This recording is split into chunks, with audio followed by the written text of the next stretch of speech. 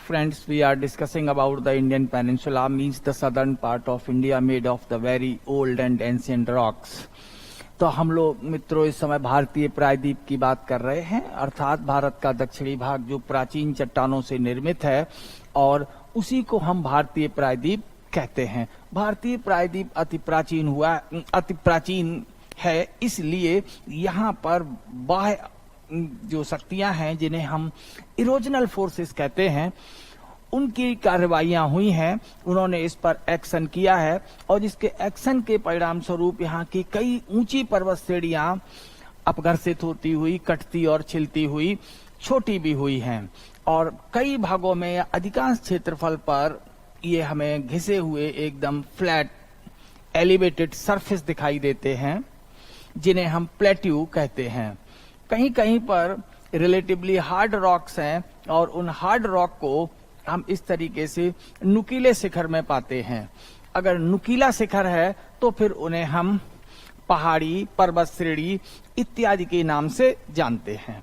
अब इनमें सभी का अध्ययन हम लोग क्रमिक रूप से करेंगे, 1 बाय 1 करेंगे, जिसमें एटलस बहुत जरूरी होगी। एटलस से एक तो हमें एथेंटिक फैक्ट मिलते हैं, यानी प्रमाणिक तथ्य मिल जाते हैं और वही प्रमाणिक तथ्य हमारे कंसेप्ट के लिए प्रमाण होते हैं, या हम ये कहें कि उन्हीं तथ्यों के आधार पर हम लोग जो विश्लेषण वाले क्वेश्चंस होते हैं, एनालिटिकल क्वेश्चंस होते हैं, उन्हें कर पाते हैं। इसलिए जो हमारी रीडिंग बुक होती है वो मूलतः एटलस होती है और उसके भावार्थ को समझने के लिए हमारे पास एनसीईआरटी है। ये हमारा सिलेबस होता है वस्तुतः। तो ये अगर हम अरावली की बात कर रहे हैं, ये यहां गुजरात के पालनपुर से शुरू होगी, ये माउंट आबू होते हुए ये कुंभलगढ़ वगैरह ये विस्तार है। यानी पालनपुर से यहां दिल्ली के हम किस जगह तक, पालम तक, और गुजरात में क्या है, पालन पुर, एन है वहां एम है। तो जो अरावली हमारी पहाड़ियां हैं, इन पर हम लोग लिखना शुरू करते हैं। अरावली हिल्स ये टॉपिक हो गया।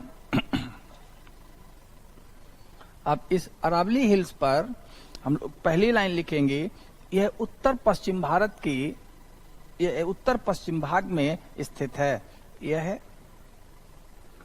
भारत के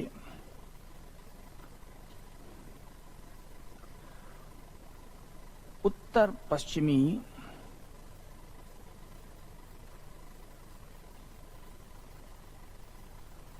भाग में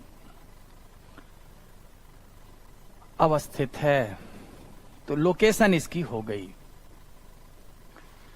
इट इज लोकेटेड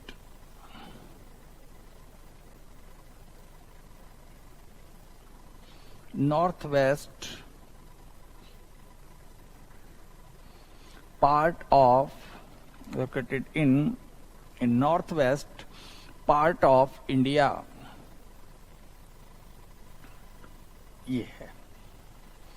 तो जो अरावली जो हिल्स हैं कहां पर अवस्थित हैं, तो दीज आर लोकेटेड, बहुत सारी हिल्स हैं, तो these are located in the north west part of India. तो भारत के उत्तरी पश्चिमी भाग में हैं। यहां से अगर हम मात्र इतना ही मैप बना दें तो ये ऐसी यहां पर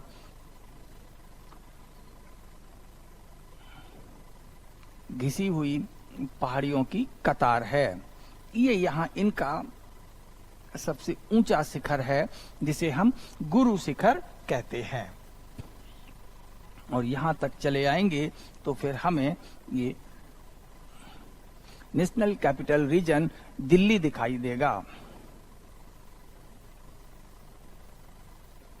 हम एनसीआर तक आ गए, यानी इस जगह को हमने कहा था जहां से ये पहाड़ियां शुरू होती हैं, गुजरात की पालनपुर, और दिल्ली में दक्षिणी दिल्ली, यानी कि यहाँ पालम तक ये लोकेशंस याद रखने हैं, हम लोगों को बहुत ज्यादा अंक वगैरह याद रखने की जरूरत नहीं है। तो अब यहाँ जो स्थिति बन रही है ये बनी, तो अब इसका जो विस्तार है अगर हम देखें मुख्यतया तो ये कहां तक इसको पहुंचना है, ये दिल्ली तक। तो ये थोड़ा सा भाग दिल्ली के अलावा यहाँ हरियाणा में, मेजर पार्ट राजस्थान में और इधर कुछ भाग गुजरात में। तो मुख्यतया ये पहाड़ियां राजस्थान राज्य में हैं, राज्य के अंतर्गत आती हैं। मेनली these hills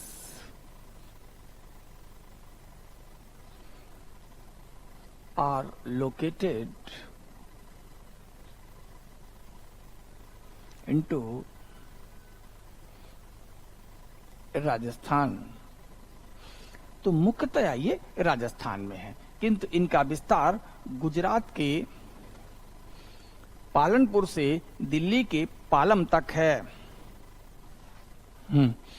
मेनली हाँ, but their extension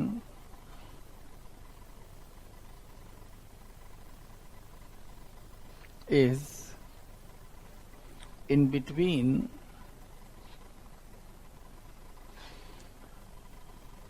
Palanpur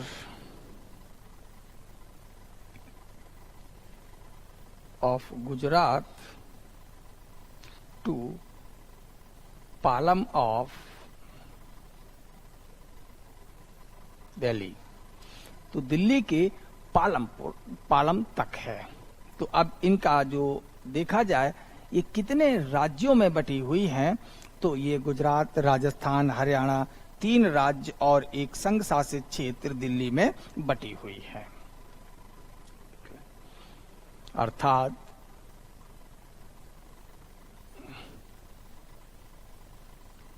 Aravalli पहाड़ियां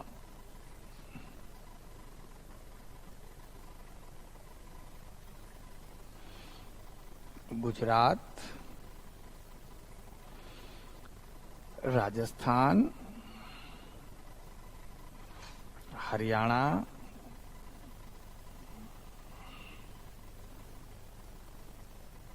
तीन राज्यों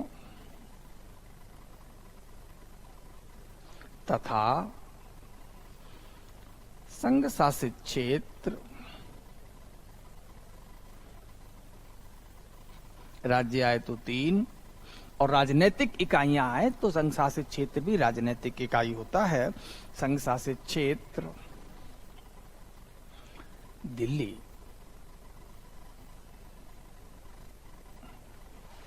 में फैली हुई है या बटी हुई है।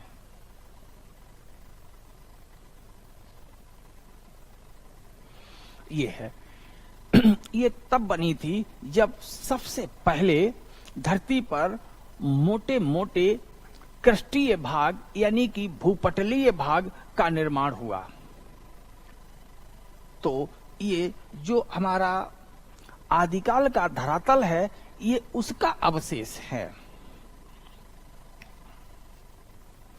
तो ये लिख ले, 10 these hills are extended in Gujarat, Rajasthan, Haryana and Delhi. तो ये 3 तो स्टेट हो गए और वो क्या हो गया, एक यूनियन टेरिटरी। इतने में ये बटे हुए हैं। तो initially these hills were Lofty. आरंभ में ये पहाड़ियां अत्यंत ऊंची थी, किंतु लगभग 3 अरब वर्षों से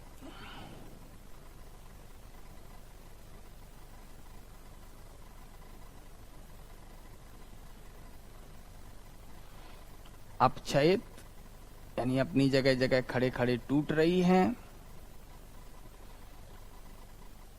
तथा अपर्दित हो रही हैं।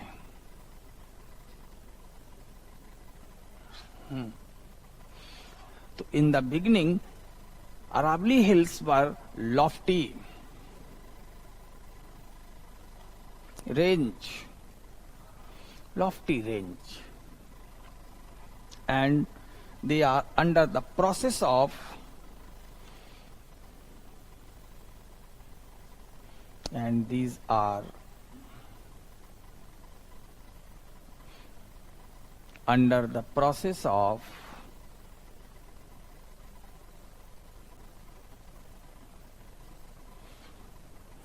वेदरिंग, अपक्षय, अपनी जगह पर चट्टानों का टूटना क्या है? वेदरिंग, और टूट करके जल के साथ बह जाना या हवा के साथ उड़ जाना तो क्या हो जाता है?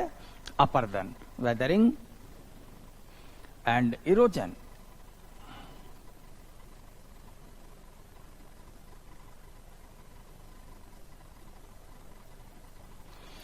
तो वेदरिंग और इरोजन इनका लगातार हो रहा है सिंस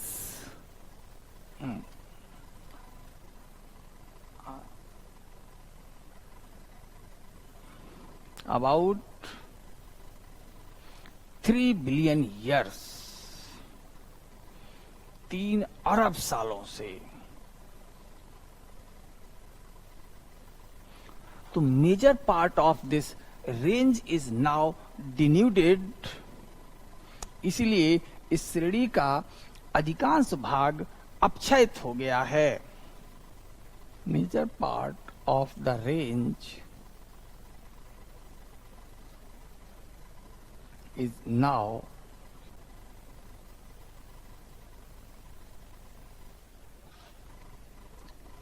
डिन्यूडेड। अब डिन्यूड हो गया मतलब क्या हो गया? जरा इस चीज को समझें। कभी ये पहाड़ियां ऐसी रही होंगी जैसे हिमालय ऐसी तुंग श्रेणियां बनाते हैं।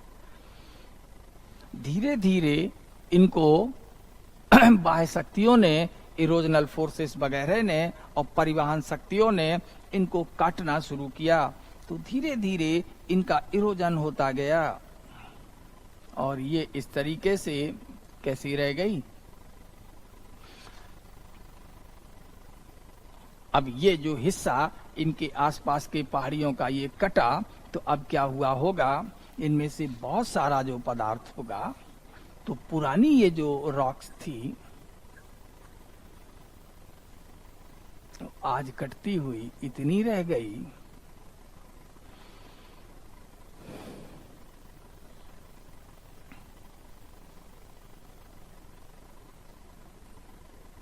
और बीच बीच में ये सब यहाँ अवसाद भरे हुए हैं। तो अब इनकी कहीं तो ऊंचाई अगर हम देखें तो कुछ पहाड़ियां यहाँ सी लेवल से अगर इस आधार से देखें तो 300-400 मीटर ही रह जाती हैं। कुछ की हाइट 600 से 800 मीटर रह जाती है, ये 700 से 800 मीटर रह जाते हैं, इस तरीके से है। तो ज्यादातर जो पहाड़ियां हैं वो अपघर्षित हो गई हैं। एक तरीके से इन बहुत विशाल था इनका स्वरूप, बहुत बड़ी थी, लेकिन आज इतनी ही ये बची खुची हैं। तो इसलिए इन्हें कुछ लोग बची खुची पहाड़ियां यानी अवशिष्ट पहाड़ियां भी कहते हैं, रेलिक्ट हिल्स भी कहते हैं। तो अब ये बची खुची हैं, यहां से गौर करके देखें तो कई लोग ज्योग्राफी ऑप्शनल आप में से पढ़ते हैं तो उन्होंने डेविस का विचार पढ़ा होगा कि धीरे धीरे जब ये जन्म हुआ होगा तो ये पर्वत युवा रहा होगा, ये यंग माउंटेन्स रहे होंगे और धीरे धीरे यही यंग माउंटेन्स इतने अरब वर्षों में आज ये ओल्ड माउंटेन्स हैं। यानी युवा पर्वत जो है वो आज जो हमारे सामने उपस्थित हैं, वो कभी 3 अरब साल से पहले इनका जब जन्म हुआ होगा तब ये युवा पर्वत रहे होंगे, और आज ये घिसते हुए वृद्ध पर्वत हैं।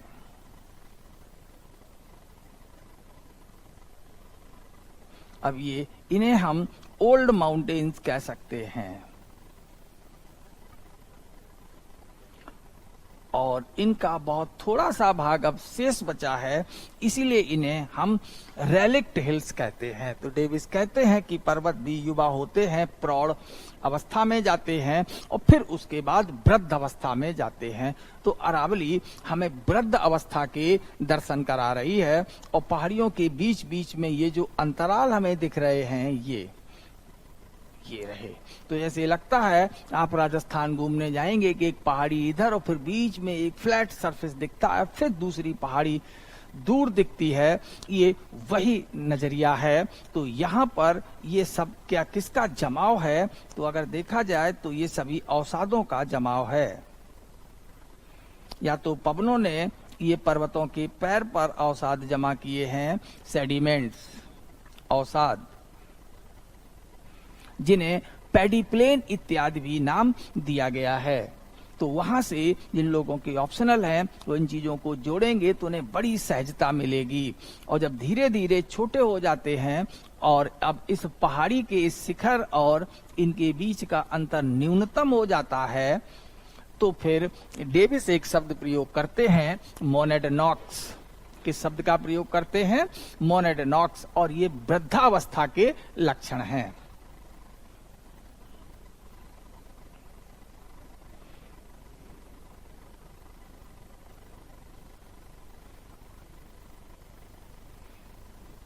तो डेविस के हिसाब से अरावली की अधिकांश पहाड़ियां वृद्धावस्था का प्रतिनिधित्व करती हैं। जीएस में इन सब की हमें कोई खास जरूरत नहीं पड़ती है, लेकिन वहीं अगर हम अरावली के दक्षिणी भाग में आ जाएं तो फिर हमें गुरु शिखर दिखाई देता है। जरा आप देख लीजिए, इसको हम जूम कर दें, देखते चलिए, जो भी पढ़ें उसे एटलस पर जरूर देखें। यहाँ ये माउंट आबू दिखा और ये माउंट आबू यहाँ ऊंचा भाग है, तो 1700 मीटर से ज्यादा है इसकी हाइट। तो आप लोग इसको यहाँ चले गए तो इस मैप पर देख लिया, ये भारत का फिजिकल मैप है।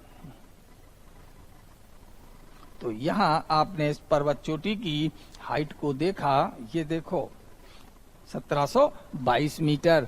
हमने एग्जैक्ट याद नहीं रखा, हमने आपसे क्या कहा कि 1700 मीटर से ज्यादा ऊंचा है, जबकि इन सभी भागों में अरावली की हाइट बहुत कम है, 300, 400, 500, 600, लेकिन यहाँ अचानक दोगुने से ज्यादा है। तो इसका दो अर्थ हुए, या तो यहाँ पर जो डिन्यूडेशन है, जो घिसावट है, वो कम हुई है, या बूढ़ा पर्वत यहाँ युवा हो गया है, फिर से इसने ग्रोथ करनी शुरू की। तो इसका मतलब है, अगर ग्रोथ आज कर रहा है, अभी भी ये पूरा पर्वत वृद्ध है, लेकिन बीच में मध्य एक स्थिति आई होगी जब ये मिसोजोइक यानी मध्य युग में पुनर्युवनित हो गया होगा, और पुनर्युवनित होने से ये इसका दक्षिणी भाग उठ गया, और उठने से आसपास की गहरी घाटियां बन गईं, और इन्हीं गहरी घाटियों में ये लूनी नदी प्रवाहित होती है। तो जो इसका दक्षिणी भाग है वो ऊंचा है, ऊंचे होने के दो संभावित हम लोग अंदाजे लगाते हैं, और जब अंदाजे लगाएंगे तब फिर यानी एक इंपरेटिव बात होगी, और फिर उसके लिए रिसर्च होगा, और रिसर्च पर उसके हम प्रमाण देखेंगे। तो भूगोल का ये इंपरेटिव मेथड ऑफ स्टडी भी कहा जाता है। जो चीज जैसे पढ़ी जाती है, जो शब्द आ गया बीच में, इंपरेटिव, अब आप अपने लेखन में, बातचीत में कहीं भी प्रयोग करते हैं, इन शब्दों से डरना नहीं है। और जब आप बोलेंगे तो आपका सिलेक्शन ना चाहने वाले लोग सोचते हैं ये यहीं रहे, ये कौन सा आपने शब्द बोल दिया, इसकी तो ऑप्शनल में जरूरत नहीं है, ऐसी आपको सलाह देंगे। ऐसा कुछ नहीं है। आप एक अच्छे पद पर पहुंचेंगे, आपकी एक परिमार्जित भाषा होनी चाहिए, सामान्य भाषा भी आपको पता होनी चाहिए।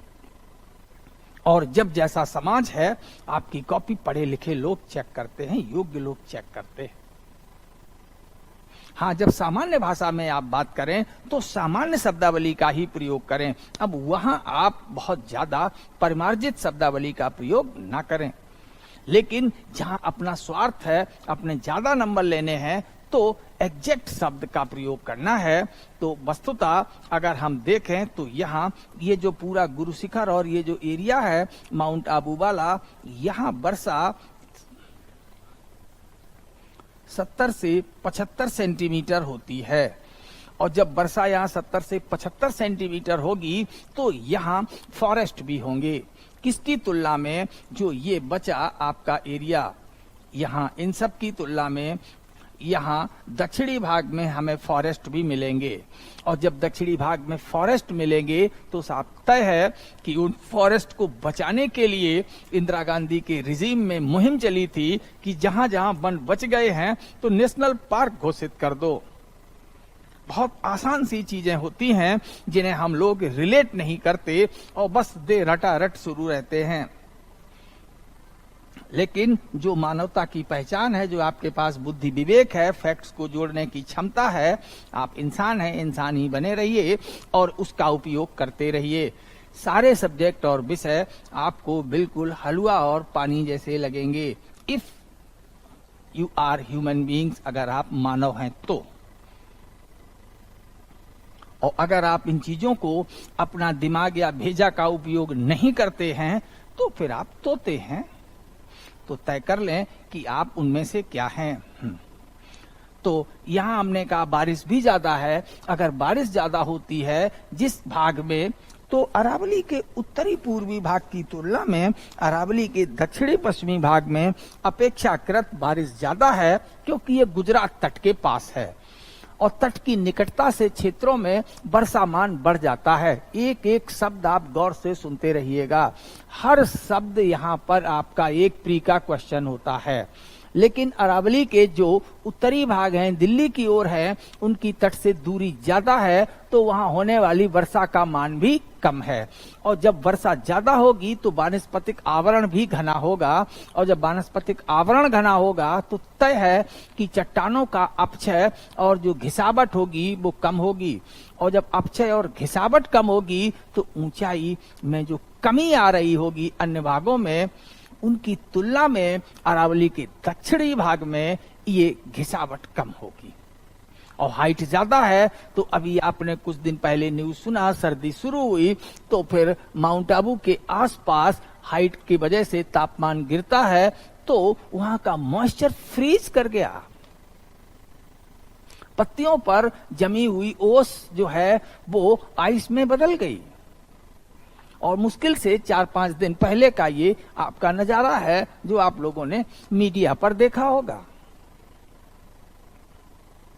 तो इन सभी चीजों को जो हम लोग बात कर रहे हैं कि कैसे कहें, तो अरावली का जो दक्षिणी भाग है, सबसे ऊंचा शिखर ये है। ये तो पढ़ लिया, रट लिया, अब मजिस्ट्रेट बनने जा रहे हैं, लेकिन ये नहीं सोचते हैं कि अरावली के अन्य भागों की ऊंचाई बहुत कम है, लेकिन गुरु शिखर इतना ऊंचा क्यों है, माउंट आबू की पहाड़ियां इतनी ऊंची क्यों हैं, तो जरा उसे भी लिखना है और समझना है। यही आपको थोड़ा सा अन्य भीड़ से अलग कर देगा और आपके जो फैक्ट है उसमें सॉलिडेरिटी आ जाएगी और गलत होने के चांसेस कम हो जाते हैं। If you know the things then you have the better confidence. अगर आपको चीजें पता है तभी आप में वो आत्मविश्वास आएगा। तो if you can put the logical interpretation, यदि आप कोई तार्किक विश्लेषण या व्याख्या दे सकते हैं, तभी आपके पास वो कॉन्फिडेंस होता है। तो अब आप कहेंगे किंतु अरावली का जो दक्षिणी भाग है वह अपेक्षाकृत अधिक ऊंचा है। लिख लें, किंतु अरावली का दक्षिणी भाग अपेक्षाकृत अधिक ऊंचा है। but southern part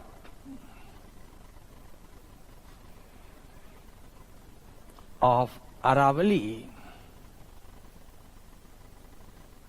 is relatively higher.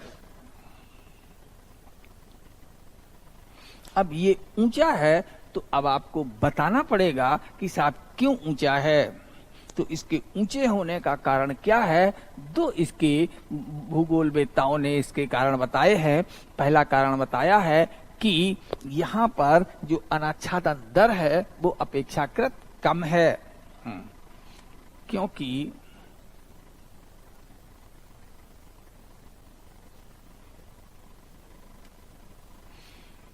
अनाच्छादन there डिन्यूडेशन rate कम है, because denudation rate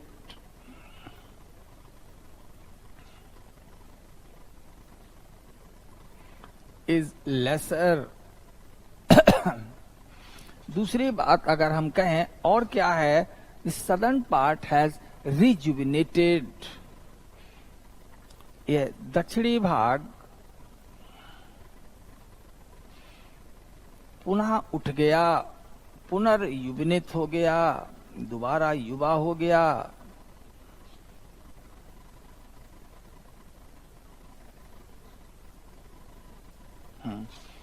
The southern part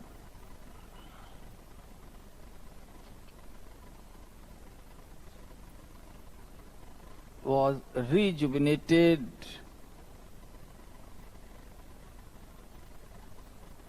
ये है साहब। तो ये जब सदर्न पार्ट रिजुविनेट हो गया होगा, इन दो कारणों ने अरावली के दक्षिणी भाग को ऊंचा कर दिया। अरावली के इसी दक्षिणी भाग को हम माउंट आबू कहते हैं।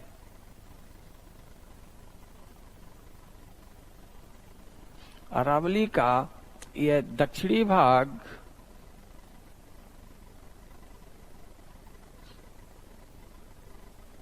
माउंट आबू कहा जाता है। माउंट आबू पहाड़ियां, माउंट मीन्स पहाड़ियां। माउंट आबू का सर्वोच्च बिंदु गुरु शिखर है। The southern part of Aravalli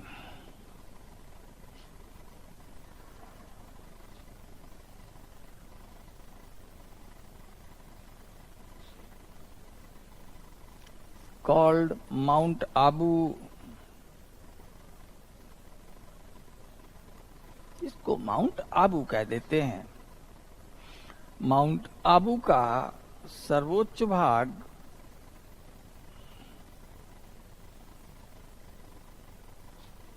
बस यही पढ़ते हैं आप लोग, दो लाइनें अरावली पर, सर्वोच्च बिंदु। और कहां से कहां है, बहुत हुआ तो राज्य, और कहा इतिश्री, यानी यही आया था, और बाकी तो एग्जामिनर को कुछ आता नहीं, यही पूछ पाएगा। तो ऐसा जो सोचते हैं तो फिर भ्रम में रहते हैं। और बस दो और क्वेश्चन ठीक हो जाते तो मैं हो जाता। यही चलता रहता है क्रम, कमीशन आगे आगे वो पीछे पीछे। तो माउंट आबू का सर्वोच्च बिंदु क्या है, गुरु शिखर है। तो ये तो पढ़ना ही है, दुनिया जानती है इसको, सब पढ़ के बैठे हैं। लेकिन ये क्यों अपेक्षाकृत अधिक ऊंचा है, तो फिर वहां डिन्यूडेशन दर कैसी धीमी है, और डिन्यूडेशन दर क्यों धीमी है, तो उसका कारण है वहां वन आवरण। तो अनाच्छादन दर कम है, तो यहाँ इशारे में लिख देंगे यहाँ वन उपस्थित हैं, वन आवरण है। तो denuded rate is lesser because of the forest. और वनस्पतियां अपर्दन को रोकती हैं, ये हर कोई बात जानता है, बस इसे लागू नहीं कर पाते, क्योंकि वो टीचर ने क्लास में कभी लागू करके दिखाया नहीं। इसी को हम कहते हैं अप्लाइड नॉलेज का अभाव होता है। और मैक्सिमम क्वेश्चन साइंस और ज्योग्राफी में अप्लाइड नॉलेज से ही बनते हैं। प्री हो या मेंस हो, उनको चाहे जहां पूछना हो, अब आप कंफर्टेबल जोन में रहते हैं। तो माउंट आबू का सर्वोच्च बिंदु गुरु शिखर है। तो highest point of mount Abu is Guru Shikhar. आप एटलस से देख करके हाइट लिख सकते हैं, याद है तो ठीक है, और नहीं याद है तो कोई रटने की जरूरत नहीं है। यानी अरावली की जो औसत ऊंचाई है उसके दोगुने से भी ज्यादा ऊंचा है गुरु शिखर। तो अरावली की जो औसत ऊंचाई है वो आप कहेंगे कि 300 से लेकर के 1200 के बीच है। लेकिन यहां अगर हम 300 से 1200 के बीच को रखेंगे तो औसत कितना आएगा, तब आप ऐड कर सकते हैं कि 9 का अंतर है, तो करीब आप 300 में 4.5 जोड़ दें तो कितना हो जाएगा, 750। तो 750 के आसपास हमें अरावली की मीन हाइट मिल जाएगी। और 750 का अगर हम दोगुना कर दें तो 1500 हो जाता है। हम तब भी नहीं पहुंच पाते हैं। तो अरावली की जो औसत माध्य ऊंचाई है उस औसत माध्य ऊंचाई के दोगुने से भी ज्यादा ऊंचा है गुरु शिखर। और जब ये स्थिति ऐसी दिखती है, यानी एक तरीके से ये सोलो पीक के रूप में, एक अनोखा अद्वितीय शिखर के रूप में अरावली में दिखाई देता है, तो इन्हीं को कहा जाता है सोलो पीक्स। इसी तरीके से जब हम नागालैंड में पहुंचेंगे तो नागालैंड में भी नागा पहाड़ियों की ऊंचाई कम है, लेकिन जो सारामती है वो पूर्वांचल हिमालय का यानी अराकान योमा का सबसे ऊंचा शिखर है, जो अन्य पहाड़ियों की औसत ऊंचाई से बहुत अधिक है। तो that is also the solo peak, वो भी एक सोलो पीक है। तो ये इस तरह की शब्दावली वगैरह कभी यूज हो जाती है, और आ गया तो सामने जो कहते हैं एकल शिखर जैसा है, तो यानी बाकी अन्य में कंफ्यूजन नहीं होती कि ये ज्यादा ऊंचा है वो ज्यादा ऊंचा, चलो नाप कर देखें, निपटारा किया जाए। तो वहां स्पष्ट दिख जाता है who is the highest point, where is the highest point. तो ऐसे पॉइंट को जो बहुत ही डिस्टिंग्विशेबल हैं, बहुत ही स्पष्ट हैं, वो सोलो पिक्स के नाम से जाने जाते हैं। तो माउंट आबू का सर्वोच्च बिंदु क्या है, गुरु शिखर है। तो highest point of mount Abu is the Guru Shikhar. अब आपको यहाँ सारी बातें, तो क्या आरंभ से ये अरावली मात्र इतना ही था? नहीं, आरंभ में जो अरावली है इसकी उत्पत्ति तब हो गई थी, यानी उस धरातल पर हुई है जब जीवन के साक्ष्य हमारे पास नहीं है। और अगर इसकी चट्टानों को देखें तो प्राइम जो मैटर है अरावली की पहाड़ियों का, वो प्राइम मैटर बिल्कुल आरंभिक यानी प्राथमिक चट्टानों का बना हुआ है। जो आरंभिक प्राथमिक चट्टानें होती हैं जो धरती के ठंडे होने से बनी होंगी, उन्हीं को हम आग्नेय चट्टानें कहते हैं। और ये उस समय बनी थी जब धरती का क्रस्ट यानी अपना वो शेप या आकार ले रहा था, धरती की चाप बन रही थी, तो उसे हमने आर्कियन कहा। क्या नाम दिया? Arc, ARCH। बिल्कुल आरंभिक है। तो आर्कियन युग की आग्नेय चट्टानों से ये बना होगा। लेकिन इतने अरब वर्षों से क्या आग्नेय चट्टानें आग्नेय रह जाएंगी? नहीं, हवा, पानी, अपर्दन शक्तियों की इन पर मार पड़ी होगी और बदलाव समय होता है। Each point, each structure located at that surface is destined to be changed। पृथ्वी शिखर पर स्थित प्रत्येक बिंदु, प्रत्येक संरचना का भाग्य है कि उसे बदलना है। तो फिर ये भी बदले होंगे, और बदलाव के लिए एक ही शब्द है, वो है मेटा। तो ये बदला हुआ है, लेकिन पहले था क्या? इग्नियस।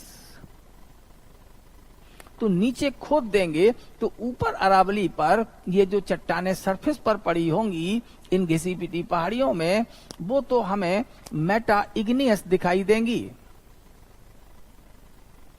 लेकिन जब हम इन्हें नीचे खोदेंगे तो नीचे की जो चट्टानें होंगी वो इग्नियस की इग्नियस ही होंगी।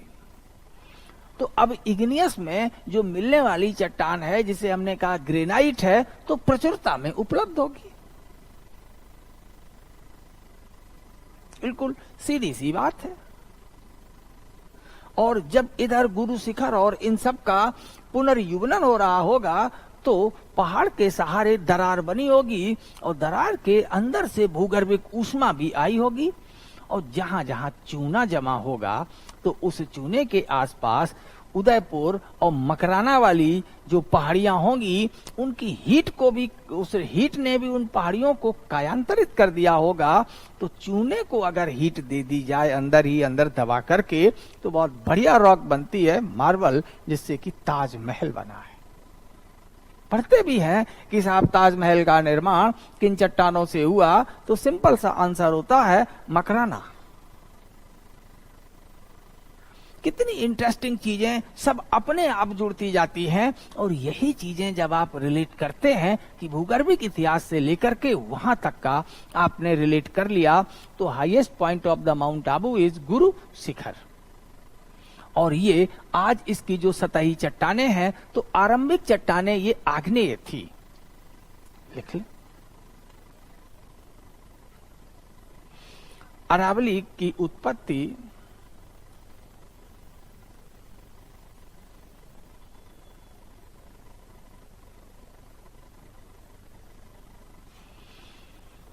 एजोइक, ए मीन्स नहीं, जोइक मीन्स जीवन, आपको कल के ही लेक्चर पर समझाया है।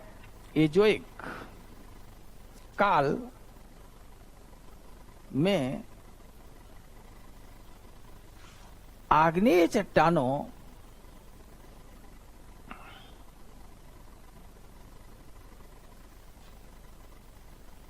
के रूप में हुई थी।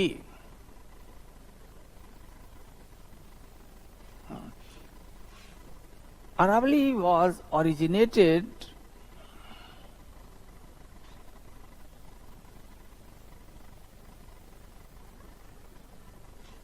with the igneous rocks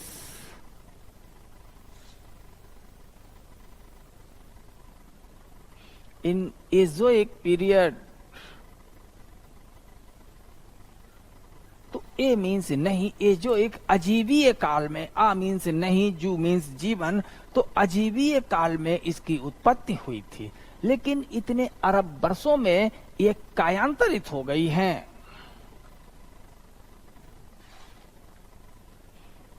किंतु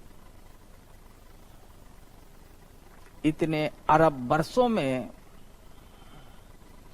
कायांतरित हो गई हैं, इनकी काया बदल गई है। कायांतरित, काया में अंतर आ गया है।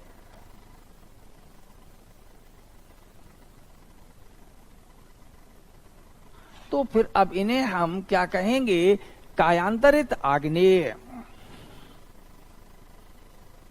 सभी नहीं कायांतरित हो गई हैं, कुछ तो वही पुरानी इग्नियस ही हैं। तो ज्यादातर चट्टानें कायांतरित आग्नेय हो गई हैं, इतने अरब वर्षों में कायांतरित हो गई हैं। But in this long period of time,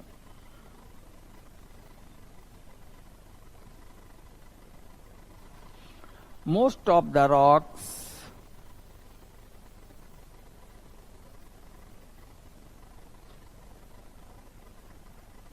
have become metamorphosed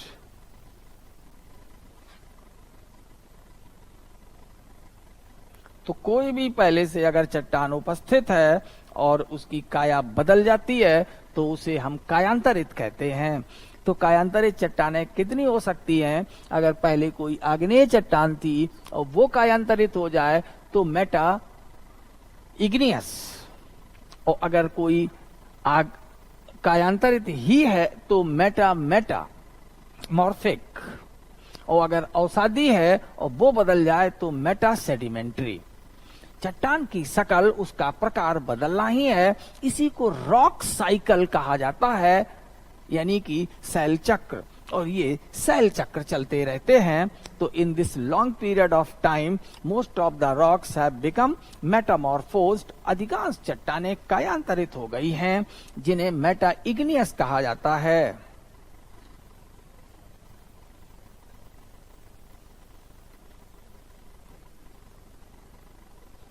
Meta आग्नेय कहा जाता है या कायांतरित आग्नेय कहा जाता है।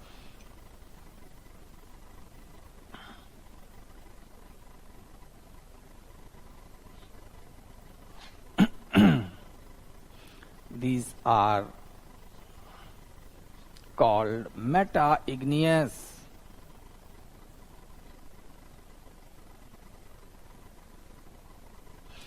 तो आज अरावली पहाड़ियों में अधिकांश चट्टानें मेटा इग्नियस हैं और कुछ चट्टानें जो कायांतरित नहीं हो पाई, बहुत हार्ड और कठोर रेजिस्टेंट हैं, वो इग्नियस ही हैं। तो यानी आर्कियन युग की यहाँ चट्टानें हैं। तो ये किन चट्टानों से निर्मित है, एक लाइन याद रखना है, बिल्कुल आरंभिक चट्टानों से निर्मित है, जिन्हें हम आर्कियन युग की चट्टानें कहते हैं। आर्कियन युग की चट्टानों से अरावली निर्मित है। तो अरावली इज मेड ऑफ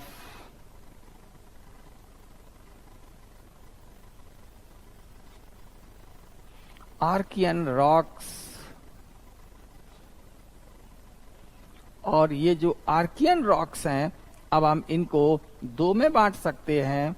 एक वो जो आग्नेय थी, आज भी आग्नेय हैं, एक वो जो आग्नेय थी लेकिन बदल गई है, मेटा इग्नियस। तो जो आग्नेय थी उसमें हम लोग नाम बहुत जानते हैं, अक्सर घर बनवाते हैं तो चर्चा होती है, ग्रेनाइट। कौन सी रॉक्स? ग्रेनाइट। इसके अलावा जो खनिज और मिनरल्स वगैरह जो खोदते रहते हैं, वो लोग कहाँ खोदने जाते हैं? नीस, सिस्ट। तो नीस और सिस्ट किसका प्रकार हैं? ये मेटा इग्नियस का प्रकार है। और ग्रेनाइट किसका प्रकार है? ये इग्नियस का है। ऐसे ही पढ़ते चले जाते हैं। अब लोग लेकर के पूरा, हमने आपको एक रॉक चैप्टर बताया था, वहां पढ़ाया था, वहां भी इसकी बात करी थी। तो अब इससे अब आज जोड़ लेंगे। हमने शुरू से आपसे कहा है कि जितना आपने प्रिंसिपल्स ऑफ ज्योग्राफी पढ़े हैं, तो प्रिंसिपल्स ऑफ ज्योग्राफी को जो भी सीखा है उसको हम भारत पर लागू करेंगे। और जब भारत पर लागू करेंगे तभी हमको सारी बात समझ में आएगी, और क्या वर्ल्ड ज्योग्राफी, क्या इंडियन ज्योग्राफी, दोनों पर हमारा कमांड रहता है। तो ये इनसे बना हुआ है। किसी ने कहा इग्नियस का आप एग्जाम्पल बताएं, तो आप कह देंगे ग्रेनाइट। और ग्रेनाइट अपने आप में एक कीमती खनिज है, महंगी चट्टान। अब इनसे, नीस और सिस्ट से भी राजस्थान में कुछ प्राप्त किया जाता है। तो नीस और सिस्ट से हमें जेम्स यानी रत्न मिलते हैं, और कॉपर और मिलता है। तो तांबा का अयस्क सुना होगा, खेतरी जो खदान है, ये सब बहुत पुरानी है कॉपर की। वो किन में उपस्थित है? अरावली पहाड़ियों में। और इन खदानों में से अरावली की कौन सी चट्टानें खोदी जाती हैं?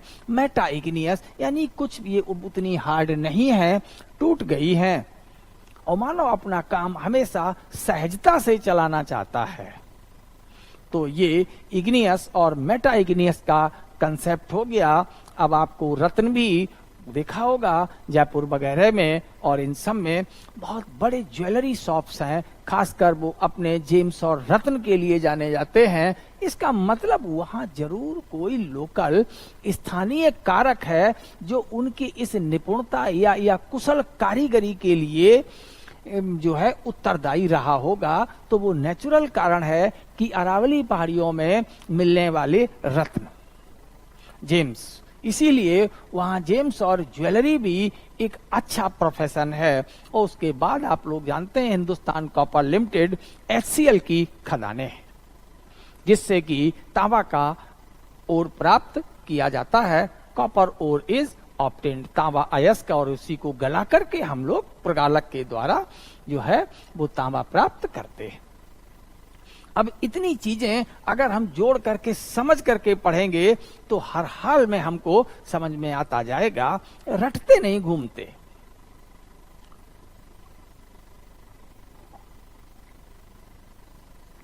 चलिए, अब हम लोगों ने अरावली को पढ़ा, तो क्या अरावली अनोखी है? दुनिया में कोई और भी पर्वत इतना ऊंचा है? Of course. तो जो अरावली के जो समकालिक पर्वत हैं, तो रूस में चले जाएं, यूराल और एशिया, यूराल पर्वत है जो यूरोप और एशिया को जोड़ता है। और अगर हम यूएसए चले जाएं तो संयुक्त राज्य अमेरिका के जो पूर्वी तट पर हमने आपको अपलेशियन पहाड़ियां बताई थी, ये सभी साहब अरावली के क्लासमेट हैं, यानी उनके समकालीन हैं। तो जरा लिख लें, अरावली की समकालिक पहाड़ियां कौन कौन सी हैं? तो hills of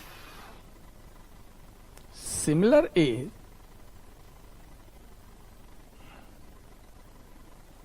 of Aravalli are. तो अरावली की जो समकालिक पहाड़ियां हैं, पहला हमने आपको क्या नाम दिया? Ural hills. यूराल पहाड़ियां सब आप लोग वर्ल्ड मैप पर पढ़े हैं, रूस में स्थित हैं, यूरोप और एशिया महाद्वीप को बीच में, यूरोप और एशिया महाद्वीप के बीच में, यानी उनको जोड़ती। दूसरा अपलेशियन हिल्स,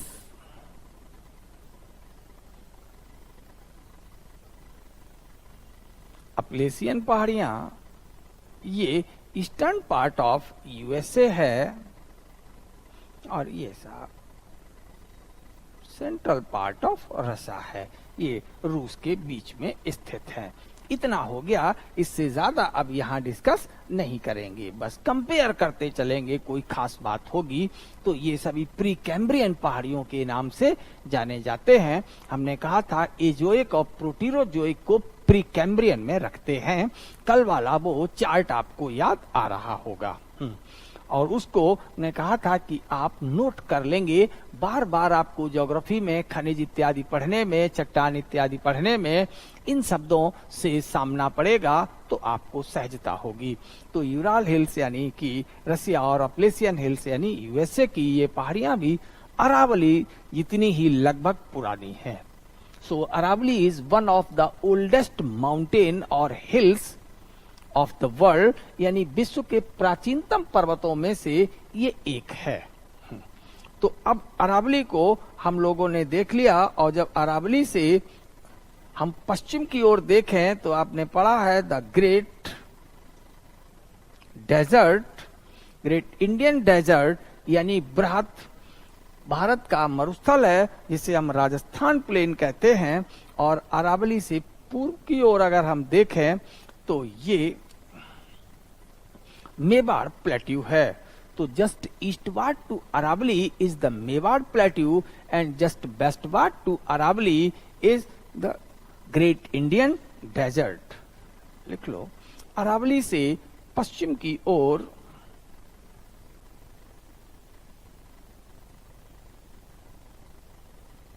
मेवाड़ पठार,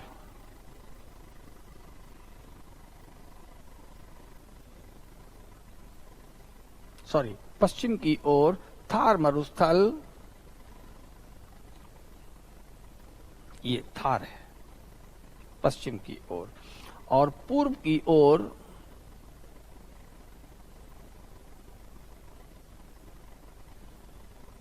मेवाड़ पठार है।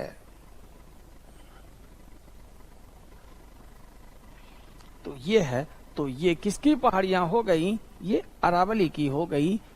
तो अगर इसे हम माउंट आबू कह दें तो इधर हो जाएगा पूर्व की ओर मेवाड़ प्लेट्यू, और इधर की ओर हो जाएगा थार डेजर्ट। ये स्थिति अब आपको क्लियर हो गई। तो ये अरावली है, इधर मेवाड़ है पूर्व की ओर, और पश्चिम की ओर थार है। अब नहीं आप लोग भूलेंगे, इतना समझ गए। चलिए, तो अब ये किन राज्यों में है ये भी हो गया, ऊंचा शिखर हो गया, उत्पत्ति के बारे में भी आपको पता लग गया। दूसरा जो टॉपिक है हम लोगों का अपने आप स्पष्ट हो गया है, वो क्या है? This is the Mewar plateau. तो लिख ले, मेवाड़ प्लेट्यू, मेवाड़ पठार, तो अब ये जो मेवाड़ पठार है,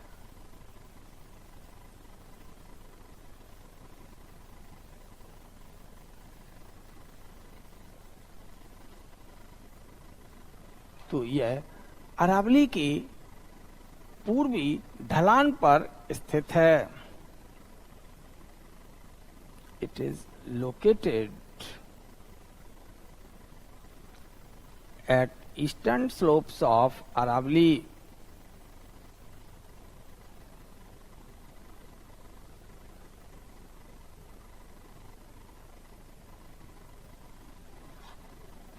जिस पर पूर्व की ओर बहने वाली नदियां यानी चंबल की सहायक नदियां गुजरती हैं। It is crossed by east flowing river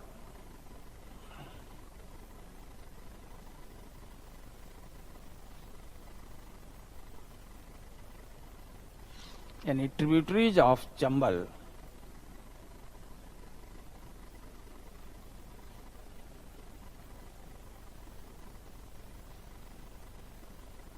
तो इस पर पूर्व की ओर बहने वाली नदियां गुजरती हैं जो कि चंबल की सहायक नदियां हैं। चंबल में आकर के वो मिल जाती हैं। तो जरा एटलस देख लें तो कुछ चीजें क्लियर हो जाएंगी। ये रहा,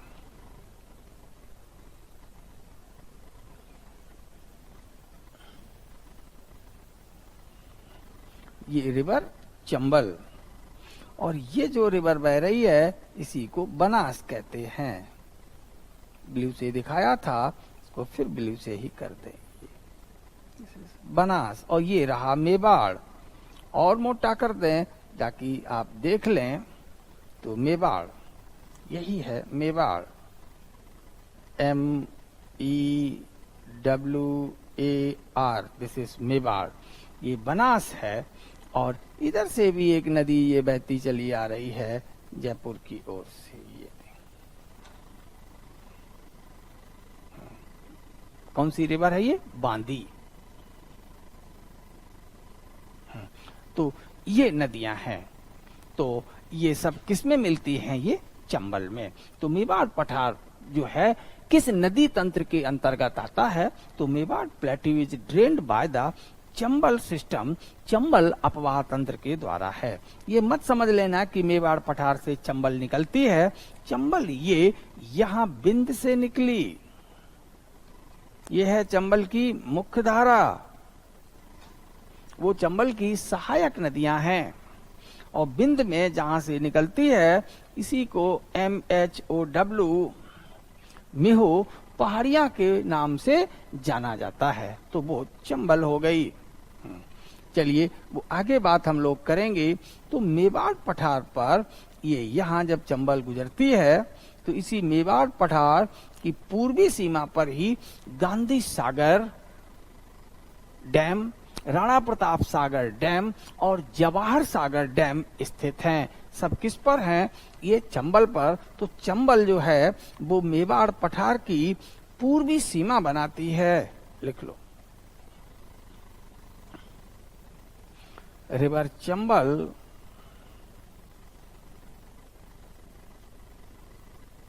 मेक्स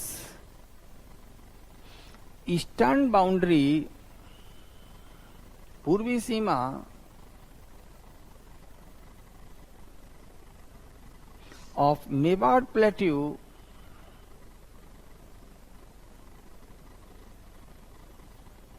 तो मेवाड़ पठार की ये पूर्वी सीमा बनाती है। यानी कि चंबल से जो उत्तर और पश्चिम की ओर का इलाका है वही मेवाड़ है, जिस पर चंबल की जो सहायक नदी है, कई छोटी सहायक नदियां हैं लेकिन उसमें बनास रिवर ज्यादा प्रसिद्ध और फेमस है। चलिए, तो ये हो गया। और इतना सब देखने के बाद अब ये मेवाड़ जो प्लेट्यू है इसी में उदयपुर, चित्तौड़गढ़, कुंभलगढ़ ये सब स्थित हैं। Mewar plateau known for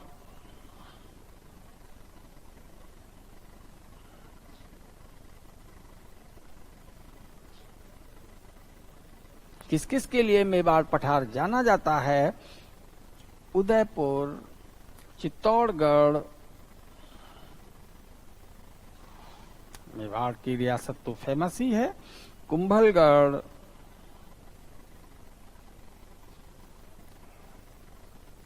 etcetera. और अक्सर लोग समझते हैं कि ये अरावली की पहाड़ियां हैं, ये अरावली की नहीं, ये मेवाड़ प्लेट्यू है। और मेवाड़ प्लेट्यू पर जो सबसे ऊंचा शिखर है मेवाड़ प्लेट्यू का, वो है Gogunda. The highest point of Mewar plateau, Mewar पठार का सबसे ऊंचा शिखर गोगुंडा है। हाईएस्ट पॉइंट, सबसे ऊंचा बिंदु या शिखर ऑफ मेवाड़ प्लेट्यू, मेवाड़ पठार का क्या है?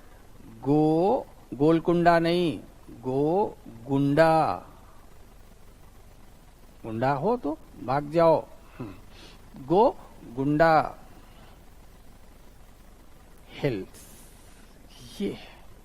और गोगुंडा हिल्स इतिहास में बहुत ज्यादा चर्चित हैं, क्योंकि चित्तौड़गढ़ जाने के बाद महाराणा की जो शासन प्रणाली थी वो इसी जगह से चलती थी, and it was the capital of Maharana Pratap after losing the Chittorgarh. तो चित्तौड़गढ़ खोने के बाद में महाराणा प्रताप ने अपना शासन यहीं से चलाया था, और इसी जगह पर महाराणा प्रताप की डेथ भी हुई थी।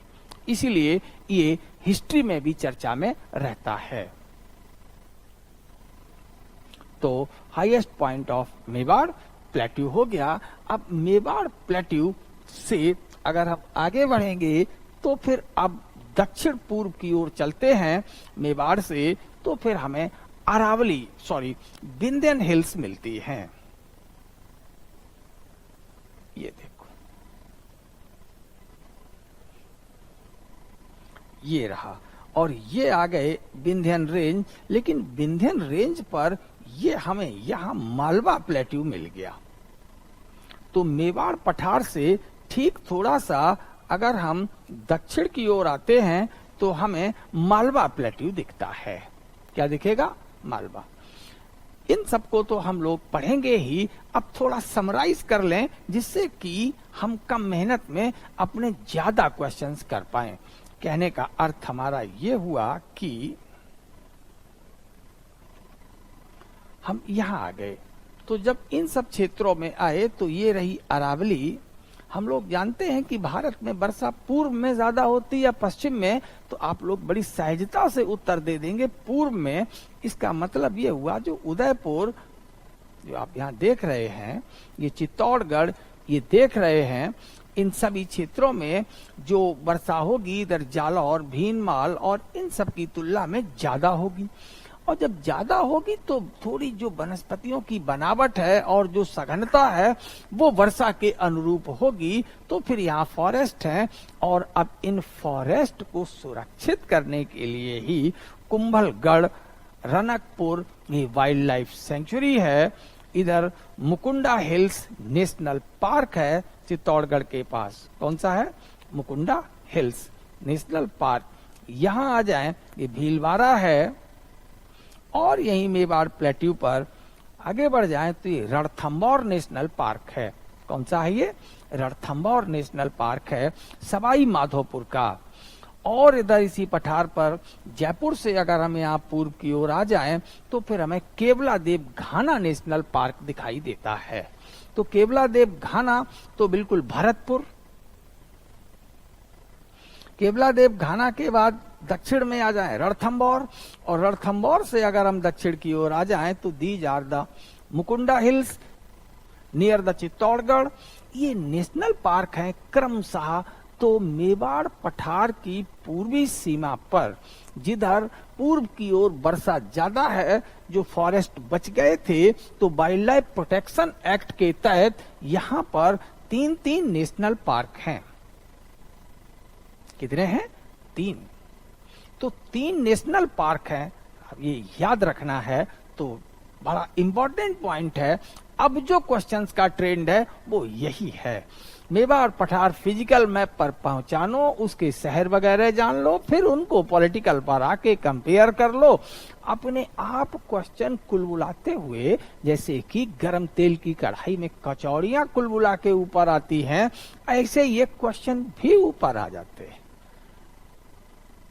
लेकिन थोड़ा सा ज्ञान हमने आपको कितना, हमने बताया था आपको, कंपटीशन के क्वेश्चंस बड़ा इंटरेस्टिंग होते हैं और बहुत बेहतर होते हैं। इन सबको रटो नहीं, इनके साथ खेलो स्पोर्ट की तरह, मजा आएगा आपको। तो यहाँ जो हमने आपसे कहा कि साहब जो है पूर्व की ओर मेवाड़ पठार पर हम गए, और हम जानते हैं पूर्व की ओर वर्षा ज्यादा है, और अगर वर्षा ज्यादा है तो फॉरेस्ट होगा, और अगर फॉरेस्ट होगा तो वाइल्ड लाइफ प्रोटेक्शन एक्ट के तहत उसको प्रोटेक्ट किया गया होगा, बचे खुचे वनों को।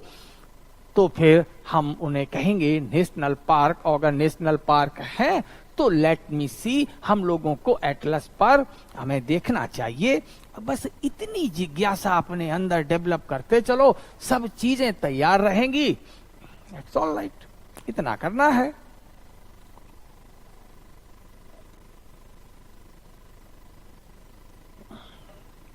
तो जरा लिखें, फिर चलते हैं अगला टॉपिक पर।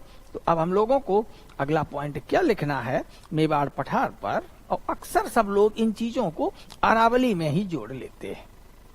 इसे आज हम मेवाड़ पठार के नाम से जानते हैं। तो लिख लें, मेवाड़ पठार की पूर्वी सीमा पर at the eastern fringe, at the eastern fringe of Mewar Plateau, 3 national park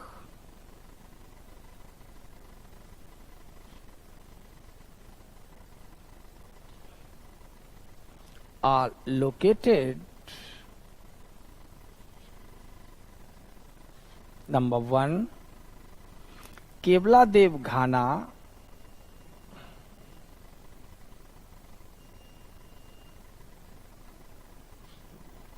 Bharatpur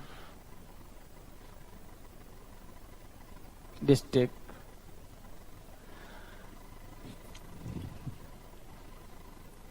यही है, ये देख लो। उसके बाद बहुत चर्चित है रणथंभौर, सवाई माधोपुर डिस्ट्रिक्ट,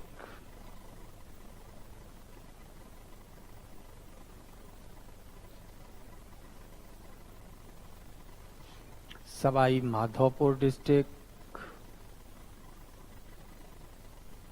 माधो MADH,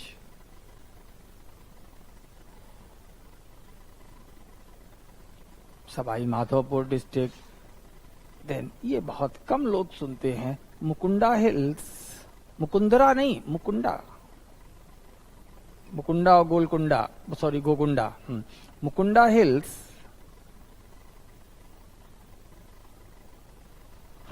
ये कहाँ है, नियर चित्तौड़गढ़, ये देख लो। मुकुंडा हिल्स कहां पर हो गए, Chittorgarh.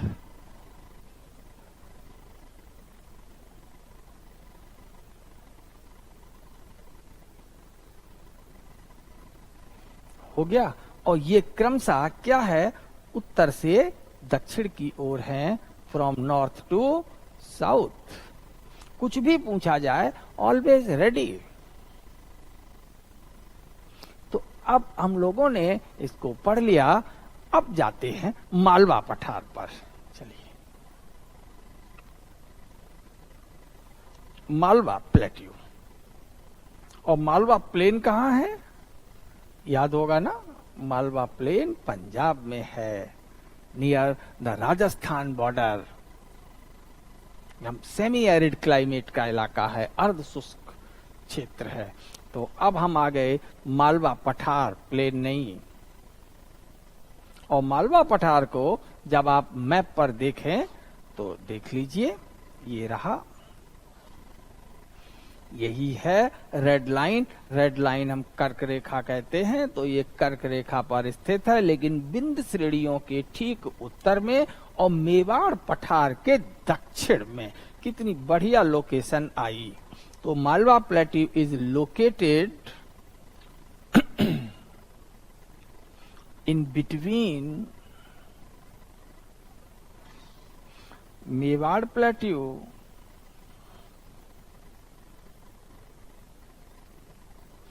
and Vindhyan Hills,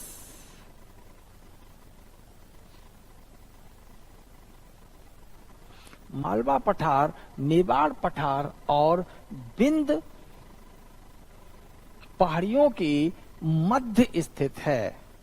Vindhya पहाड़ियों की मध्य स्थित है। तो ये है क्या वास्तव में? ये विंध्य पहाड़ियों का ही ये उत्तरी पश्चिमी भाग था जिस पर लावा का जमाव हो गया है।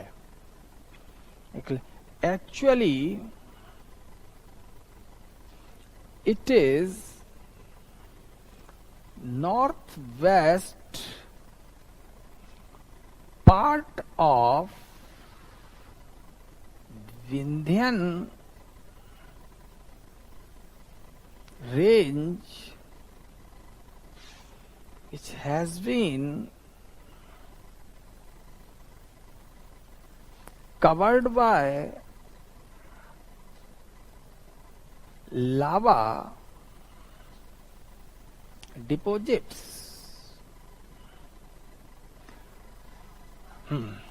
मालवा पठार विंध्य पहाड़ियों का उत्तरी पश्चिमी भाग है या विंध्य पर्वत श्रेणी का उत्तरी पश्चिमी भाग है जिस पर जिन्हें लावा के जमाव ने ढक दिया है।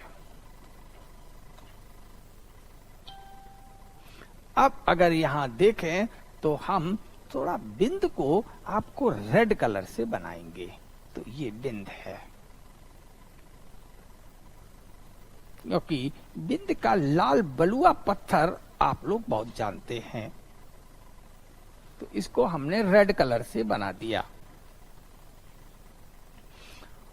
और ये भारत का पश्चिमी भाग है जहां वर्षामान कम है, और अगर वर्षामान कम है तो यहाँ ग्रासलैंड बायोम होंगे, यानी कि घास भूमियों वाले पारितंत्र होंगे।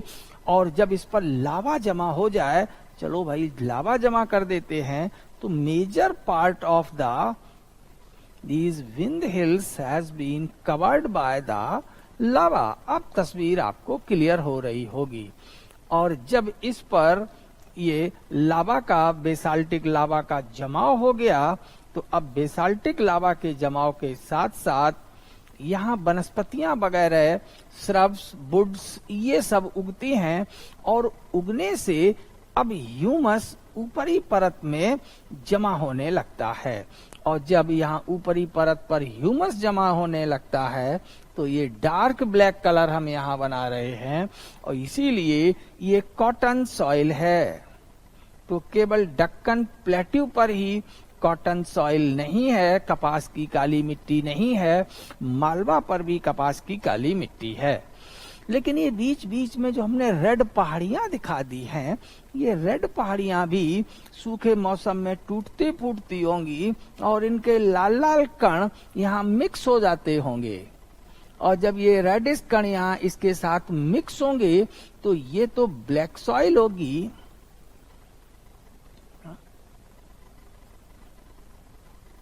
ये काली मिट्टी है, तो ये यहाँ जब मिक्स होगा तो ये रेड एंड ब्लैक सॉइल होगी। और ब्लैक सॉइल में जहां पर घास झाड़ियां कम रही होंगी, कम सड़ी गले होंगे, तो ह्यूमस भी कम रहा होगा। और जब ह्यूमस कम रहा होगा तो तय है कि साहब यहाँ मिट्टी का कलर भी कम काला होगा। तो जो कम काला होगा वो light black,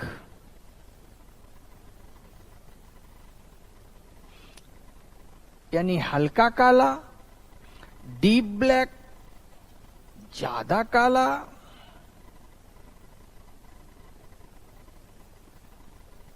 red and black. तो कितने तरीके की हमें यहाँ मृदाएं मिल जाएंगी। तो एक उत्तर आपने जीएस में रट लिया कि मालवा पठार पर ब्लैक सॉइल है।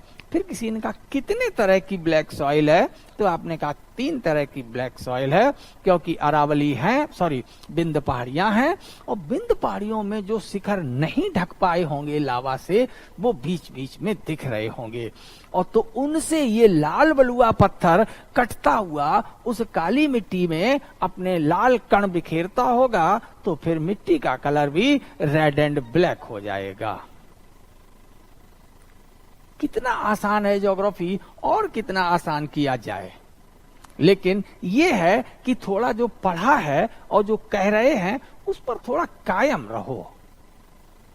अगले चैप्टर में आओ तो ये नहीं कि पीछे चैप्टर से बिल्कुल जयराम जी की कर ली, हमें मतलब नहीं, निकल गया, आप दूसरा देखते हैं, चलो, और हम बच जाएं। तो रेत में सिर छिपाने से शुतुरमुर्ग छिप नहीं जाता। तो जो चुटपुटिया बाजार की जो पढ़ते हो 2-2, 4-4 पन्ने की, जिसमें 1-2 साल का सॉल्यूशन होता है, उससे ये काम चलने वाला नहीं है। यू रिक्वायर द एनालिसिस, और जब एनालिसिस करोगे तो वो क्वेश्चंस और आसपास के क्वेश्चंस क्लियर होंगे, वही तो आते हैं। थोड़ा सा प्रोसेस में, अखाड़े में उतरिए, तो अखाड़े में उतरना नहीं है, पहलवान बन जाए हम। तो लाइट ब्लैक, डीप ब्लैक और कॉटन सॉइल, इन्हीं को हम कहते हैं। तो Malwa plateau as the cotton soils. अब हमें ये बताने की जरूरत रही क्या? अब नहीं मानोगे तो लिख लो। देखिए, मालवा पठार कपास की मृदा के अंतर्गत आता है। मालवा प्लेट्यू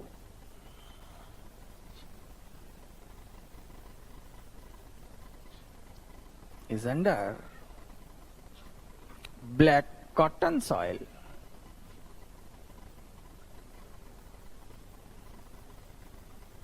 अब जब ब्लैक कॉटन सॉइल होगा तो अब ये जो ब्लैक कॉटन सॉइल है वो सप्लाई करेगा कॉटन किसको? निकटवर्ती अहमदाबाद को, और नेशनल हाईवे नंबर 3 से मुंबई को। क्लियर? अब देखो, नेशनल हाईवे 3 भी बोल दिया, तो कहां से बोल दिया?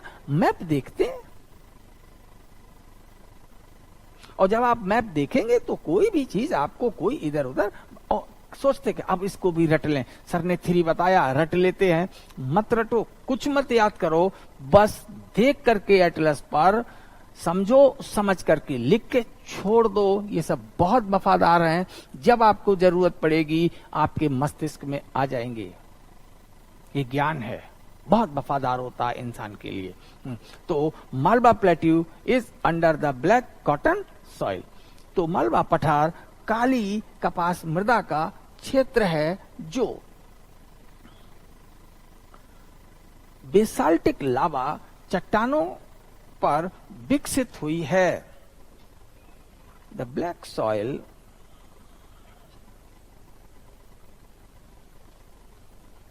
has developed over the basaltic lava rocks। Basaltic lava चट्टानों पर काली मृदा का विकास हुआ है। और यहाँ हमने आपसे क्या कहा है कि ये मिट्टी है कैसी? तो इस मिट्टी में नीचे के जो स्ट्रेटा हैं, जो नीचे की जो परतें हैं, वो सब लाइट कलर के हैं। ये हल्के रंग के हैं।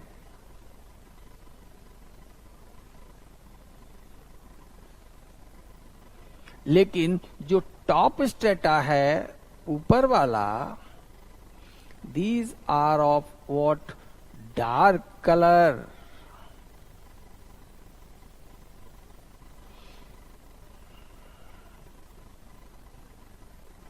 ये है।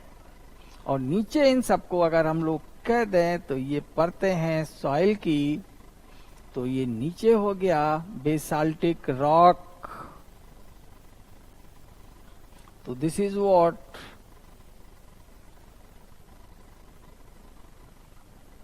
Basaltic rock. ये क्या है? ऊपरी परत है तो ऊपरी को इपी कहते हैं, मिट्टी की परत को पेडॉन कहते हैं, तो इसको निचली परत कहेंगे, ठीक नीचे को हाइपो कहते हैं, ये हाइपोपेडॉन है। इपीपेडॉन डार्क कलर का है, मिट्टी की ऊपरी परत गहरे रंग की है और हाइपोपेडॉन लाइट कलर का है।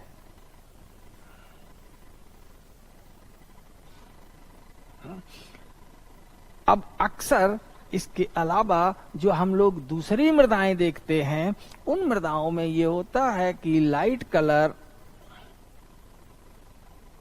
ये ओ होराइजन होता है, ए होराइजन होता है, और ओ और ए को मिलाकर के इपीपेडॉन कहते हैं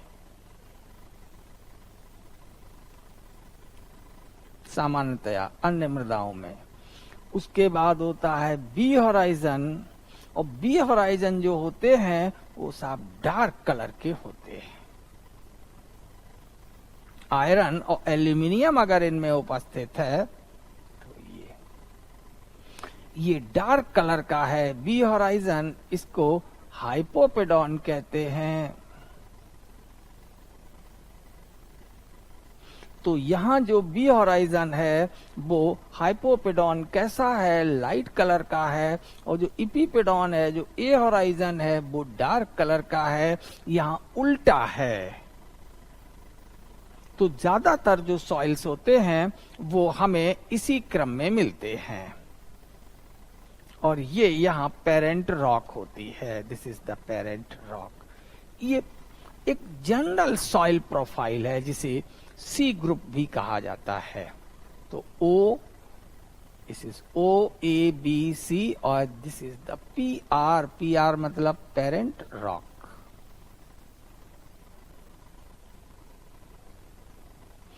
ये स्थिति हुई, लेकिन क्यों हमने यहाँ मृदा संस्तर आपको समझा दिए बिना बताए, इसलिए एक तो डर छूटे, आगे जहां भी पढ़ेंगे तो बहुत आसानी से पढ़ भी लेंगे। तो सामान्यतया मृदाओं में इपीपेडॉन लाइट कलर का होता है, और जो हाइपोपेडॉन होते हैं वो डार्क कलर के होते हैं। लेकिन ये जो रेगुर सॉइल है, जो कपास की काली मिट्टी है, कॉटन सॉइल ऑफ जो इंडिया है, इसमें इपीपेडॉन डार्क कलर का है। इसलिए ये उल्टा क्रम है मिट्टी का, और उल्टे को हम इन्वर्ट कहते हैं। तो ये इन्वर्टिव मिट्टी को सोल कहते हैं। ये नाम पड़ा तो लोगों ने कहा इन हटा दो, सिर्फ इतना बोलो, क्या वर्टिसोल। यही जब प्री में पूछ लिया गया तो लोगों के तोते उड़ गए कि अरे क्या अब हमें इतने साइंटिफिक क्लासिफिकेशन पढ़ने हैं। अरे नहीं, जो एक्सेप्शन है, जिस पर भारत इतनी बड़ी मात्रा में कपास उगाता है, कम से कम उससे तो उसका साइंटिफिक नेम तो जान ही लो। कि अगर यूएस, फ्रांस, जर्मनी, ब्रिटेन कहीं भी आप लेक्चर पर बात कर रहे हैं और आईएएस होकर के भारत सरकार के नुमाइंदे हैं, आप black soil of cotton, black soil of cotton कह रहे हैं, ठीक बात है, लेकिन साइंटिस्ट वहां पर बैठे हैं, उनसे बात करनी है। तो जैसे ही आपने मृदा वैज्ञानिकों से बात की और वर्टिसोल कहा, तो समझ गए हैं कि कोई कायदे का आदमी भेजा गया है, तब वो आपसे सही ढंग की बात और वो चर्चा हो पाएगी। या उन्होंने कुछ लिख के दिया है और वर्टिसोल लिख दिया है, अब आप जानते ही नहीं है वर्टिसोल क्या है, और अपने जूते का सोल बार बार झांक रहे हैं, तो फिर यही होगा। इसीलिए आईएएस जो कमीशन आपको चयनित करता है, या पीसीएस कमीशन, वो लगभग हर जगह की कुछ जरूरत की ही चीजें पूछता है। और लगता यह है कि न जाने हमसे क्या पूछ लिया गया, और हमें कितना बड़ा विद्वान होना चाहिए। तो बड़े विद्वान की जरूरत क्या है, हमसे जो अपेक्षा है एक शिक्षित नागरिक के रूप में, बस वही तो पूछा जा रहा है, और उसे हम जानना नहीं चाहते। ये जरूर कहते रहते हैं कि विदेशी ज्ञान से मिलते जुलते रहें, दोबारा अंधकार युग ना आ जाए और हम कूप मंडूक ना बन जाएं। और जब नहीं सीखोगे तो बन ही जाओगे ना कूप मंडूक। कहने से थोड़ी आप जागरूक हो जाते हैं। अगर है जागरूक तो शासन प्रशासन चलाने लायक है, और है तो जीएस का पर्चा आप सॉल्व कर लेंगे। इतनी सी बात है। नहीं है तो हम लोग आपको बता रहे हैं कैसे क्या समझना है, पढ़ना है, पढ़ते चलिए, नोट करते चलिए, जिज्ञासु रहिए, और इसी क्रम में आप सिलेक्ट हो जाएंगे। कोई घंटी नहीं बजेगी अब आप पूर्ण जिज्ञासु हो गए, कल से आप सिलेक्ट हो जाएंगे। तो लाइट और डार्क कलर के क्रम पर अब ये इस तरह का अगर कभी कोई क्वेश्चन आ गया तो फिर लोग आपको अफवाह फैला देंगे कि कुछ भी पूछ देते हैं, कोई भरोसा नहीं। भरोसा है, ऐसा कुछ नहीं होता है कि बेमतलब सब कुछ पूछ दिया जाता है। अगर कहीं ज्योग्राफी में कुछ बेमतलब पूछा गया है तो आप हमें बताइए, मैं बताता हूं। अब आप उन लोगों से पूछेंगे जिन्होंने खुद ही 1-2 साल के क्वेश्चन पेपर सॉल्व किए हैं, पढ़कर रट करके आपको पढ़ाते लिखाते, तो वो तो आपको यही बरगलाएंगे ना। तो ये तो एपिपेडॉन और हाइपोपेडॉन है। तो दिस इज बिकम्स द ये पेरेंट रॉक, उसके ऊपर सी, उसके बाद बी, ए, और सबसे पतली परत जो मिट्टी को उंगली से भी छू दो तो टूट जाए वो ओ है, और जिसमें हल चलाते हो, जोतते हो, वो ए है, और इसी में फसलें वगैरह उगती हैं। तो पेड़ जो ग्रो करता है वो ये। इसमें कुछ चीजें हम लोग छील करके जुताई से बी की थोड़ी थोड़ी इसमें से छील करके मिलाते हैं, बस। ज्यादा नहीं गहरी जुताई करनी चाहिए, नहीं तो बी को अगर तोड़ दिया तो मिट्टी मर जाएगी। और यही मिट्टी की जान है, यही ट्रू सोलम है, वास्तविक मृदा यही है बी। ये हम आपको सॉइल होराइजन पर पढ़ाएंगे। चलिए, अब हम लोगों ने बात ब्लैक सॉइल की और मालवा कॉटन, और मालवा के कॉटन के आधार पर ही अब हमारे यहाँ का जो कपास था देसी, वो बहुत छोटे रेशे का था। तो फिर हाई यील्डिंग वैरायटी ऑफ कपास की आ गई, और उससे कपास का रेशा यानी स्टेपल फाइबर की लेंथ बढ़ाई गई, और जब लेंथ बढ़ाई गई तब जाकर के अहमदाबाद जो है वो ग्रोइंग मैनचेस्टर बना। तो that becomes the Manchester of India. Which city the Manchester of India becomes on the basis of the black soil of Malwa? It is Ahmedabad. Ahmedabad को हम जो है वो मैनचेस्टर ऑफ इंडिया कहते हैं। कानपुर को नहीं, कानपुर को मैनचेस्टर ऑफ द नॉर्थ कहा जाता था, उत्तर भारत का मैनचेस्टर कहा जाता था, जो कि बर्बाद हो चुका है। दूसरी बात हम जो कहते हैं वो है कॉटनोपोलिस ऑफ इंडिया, यानी भारत की कपास यानी सूती मिल जो वस्त्र हैं उनकी राजधानी, the biggest post in the field of the cotton textile. तो कॉटन टेक्सटाइल के क्षेत्र में किसी नगर की सबसे बड़ी उपाधि कॉटनोपोलिस होती है। तो cottonopolis title has been earned by the Mumbai. Cottonopolis की जो उपाधि और शीर्षक है वो मुंबई को मिला है। मैनचेस्टर ऑफ इंडिया की उपाधि अहमदाबाद को मिला है, और जबकि मैनचेस्टर ऑफ नॉर्थ इंडिया की जब बात आती है तो कानपुर को था। ठीक, तो इस तरीके से हम लोग इन चीजों को रिलेट करते रहेंगे और एक एक चीज पढ़ेंगे तो ज्योग्राफी की बहुत सारी चीजें सीखेंगे। हम तो फिजियोग्राफ पढ़ रहे हैं अभी, और उसी में से ये इतना निकल पड़ा। खैर चलते। तो अब देखा जाए तो मालवा पठार को मैप पर देखें तो हमें फिर कुछ और जानकारी मिल जाती है। यही मालवा पठार है, और मालवा पठार पर ये नदियां गई, देखो भोपाल के पास से निकलकर बेतवा गई, ये इधर से ये माही गई इधर और ऐसे घूम गई, कर्क रेखा को 2 बार काटते हुए, दिख रही है ग्रीन कलर लाइन, ये कर्क रेखा को 2 बार काटते हुए माही नदी गई और ये साथ चंबल गई। तो बड़ा इंटरेस्टिंग पॉइंट है, मालवा पठार के पूर्वी इधर भाग में बेतवा, मध्य में चंबल ये उत्तर की ओर बहती हैं और इधर माही बहती है, यानी मालवा पठार किधर पानी को लुढ़का रहा है, उत्तर की ओर लुढ़का रहा है। लेकिन माही गई आगे, यहाँ खड्ड में गिर गई। ये वही खड्ड है जो अरावली के रिजुबिनेशन से बना, और खड्ड ने कहा कि ढाल इधर है, तो माही घूम गई गुजरात तट की ओर। और यहीं पर मैप पर हमने कर्क रेखा खींची, तो मानचित्र पर कर्क रेखा माही के द्वारा 2 बार कट गई। लिखना कैसे है, तो लेट मी कंक्लूड। मालवा पठार का ढाल उत्तर की ओर है,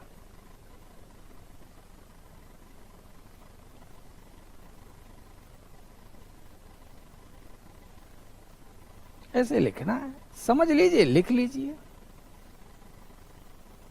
ये भी पता लग गया किधर की ओर ढाल है, उत्तर की ओर है। इस पर बेतवा, चंबल तथा माही नदियां बहती हैं।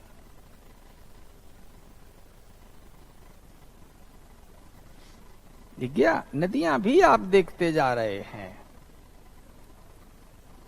तो ये नदियां बहती हैं। तो इसमें जो माही है वह पहले उत्तर की ओर बहती है, फिर दक्षिण पूर्व की ओर मुड़ती है, जिससे कर्क रेखा 2 बार कटती है। तो यहां हमने लिखा the slope of Malwa plateau is toward is northward, sorry,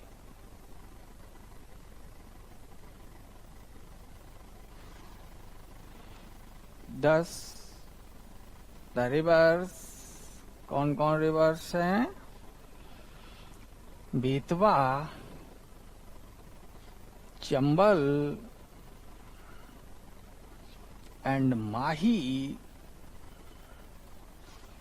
flows over it for north. इसीलिए इस पठार पर ये नदियां उत्तर की ओर बहती है, नदियां उत्तर की ओर बहती है। किंतु माही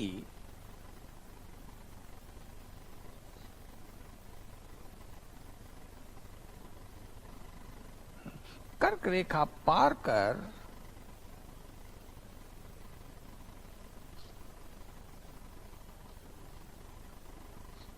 पुनः दक्षिण की ओर मुड़ती है,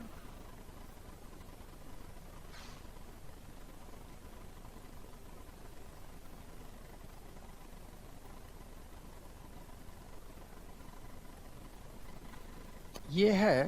तो अगर हम यहाँ स्थिति बनाएं तो ये रहा गल्फ ऑफ खंबात, ये गुजरात का इलाका, और यहाँ बना दें, ये हो गई विंध्यन हिल्स, और यहाँ बना दें, ये हो गया मालवा प्लेट्यू, और मालवा प्लेट्यू पर ये नदी इधर चला दी, ये बेतवा, ये नदी इधर चली गई, ये चंबल, और ये नदी यहाँ गई घूम के फिर इधर आ गई, ये माही एम, यही है। अब हम कर्क रेखा दौड़ा दें, यही है।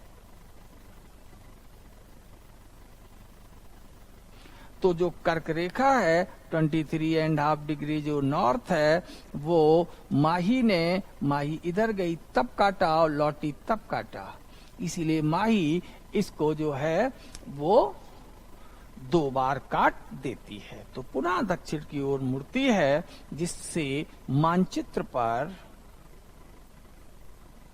ये नहीं कि वहां गए तो दिख रही है कर्क रेखा कट रही है, जिससे मानचित्र पर, ये तो काल्पनिक रेखाएं हैं कर्क रेखा वगैरह, तो जिससे मानचित्र पर कर्क रेखा माही नदी द्वारा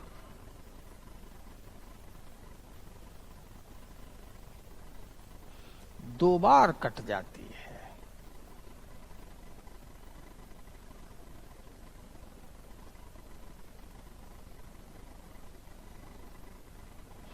अब ये दक्षिण की ओर मुड़कर के माही नदी खंबात की खाड़ी में गिरती है। वो आप लोग अपना लिखते रहेंगे। तो किंतु माही कर्क रेखा पर पुनः दक्षिण की ओर मुड़ती है, जिससे मानचित्र पर कर्क रेखा माही नदी द्वारा 2 बार कट जाती है। याद रहेगा ये कौन सी रिवर है, ये चंबल, BET बेतवा और MAHI माही। ये तो अब क्लियर हो गया मालवा पठार का विस्तार किस राज्य में है। तो mainly Malwa is extended into Madhya Pradesh. Malwa का जो मुख्यतया जो विस्तार है वो मध्य प्रदेश में है।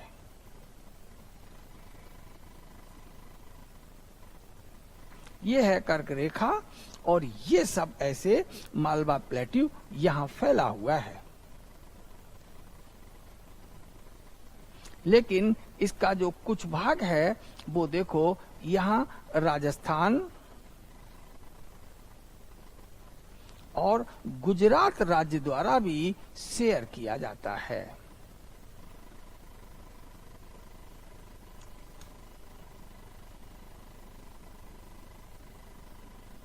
हो गया, लिख ले। मालवा पठार का अधिकांश क्षेत्रफल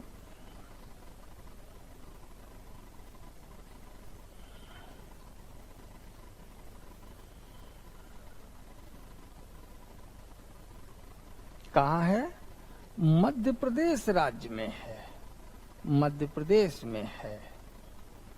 किंतु इसके कुछ भाग राजस्थान और गुजरात के अंतर्गत भी आते हैं। तो major part of the Malwa, major part of the Malwa major part in Madhya Pradesh and some areas falls into Rajasthan and Gujarat। तो मेनली अगर कोई ये पूछे, तीनों में से एक को पूछे तो जिसमें ज्यादा है उसको टिक करेंगे, यानी कि मध्य प्रदेश को टिक करेंगे। अब हम लोग आ जाएं पुरानी पहाड़ियों में। फिर पुरानी पहाड़ियां आ गई, कौन सी, बिंद, और ये भी घिस पिट चुकी हैं। These are also the old mountains of India. ये भी भारत के वृद्ध पर्वत हैं। तो next is Vindhya.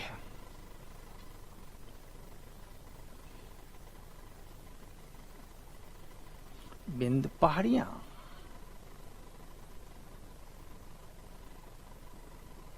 Vindhyan hills,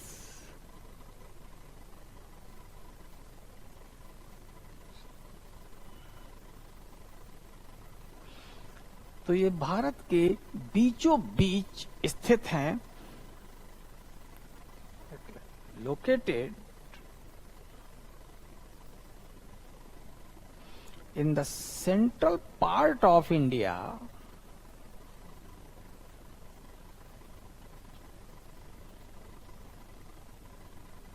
Bharat के मध्य में स्थित हैं। अब मध्य से कर्क रेखा गुजरती है। Vindhyan hills are crossed by tropic of cancer. Vindhya पहाड़ियां कर्क रेखा द्वारा या विंध्य पहाड़ियों से होकर कर्क रेखा गुजरती है। इन पहाड़ियों से होकर कर्क रेखा गुजरती है। Tropic of cancer passes through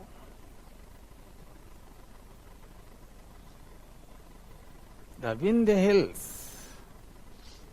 Vindhyan Hills। तो विंध्यन हिल्स है कैसी, जरा आप हम लोग देखें। तो ये इंडिया का ये मैप हो गया, गोदावरी कृष्णा ऐसे किया। चलो यहां जब हम पहुंचे तो ये है तिरछी तिरछी है थोड़ी बिंद, और जब ये तिरछा है तो अब सीधा सीधा अगर हम कर्क रेखा खींचे तो ये कटेगा। ये सिनेरियो है। बिंद का। तो हम लोग जरा मैप पर देखें, इसे ज्यादा अच्छा रहेगा। जरा मैप साफ कर लेते हैं, और गंदा हो गया है। यहां आ जाएं, जूम कर दें। अब दिख गया होगा, ये है। और इन्हीं की जो एक हम लाइन सी खींचे तो इसे हम विंध्यन रेंज कहेंगे। ये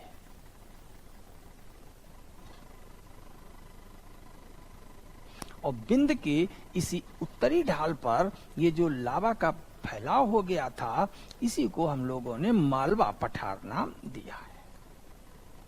तो पढ़ चुके हम लोग अभी। अब हम लोग इसको पढ़ रहे हैं, इसे हम विंध्यन रेंज का नाम देते हैं। तो गुजरात में यहाँ से ये शुरू होती है और ये उत्तर पूर्व की ओर बढ़ती हुई यहाँ मिर्जापुर और सोनभद्र पहाड़ियों तक फैली हुई है। तो गुजरात राज्य की पूर्वी सीमा से लेकर के ये उत्तर प्रदेश के दक्षिणी जो भाग हैं, मिर्जापुर और सोनभद्र, वहां तक फैली हुई है। Vindhyan hills are extended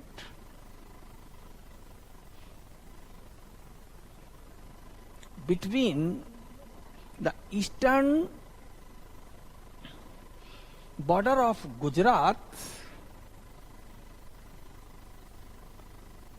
up to Mirzapur Sonbhadra hills in UP. Vindhya पहाड़ियां गुजरात के पूर्वी सीमांत क्षेत्र से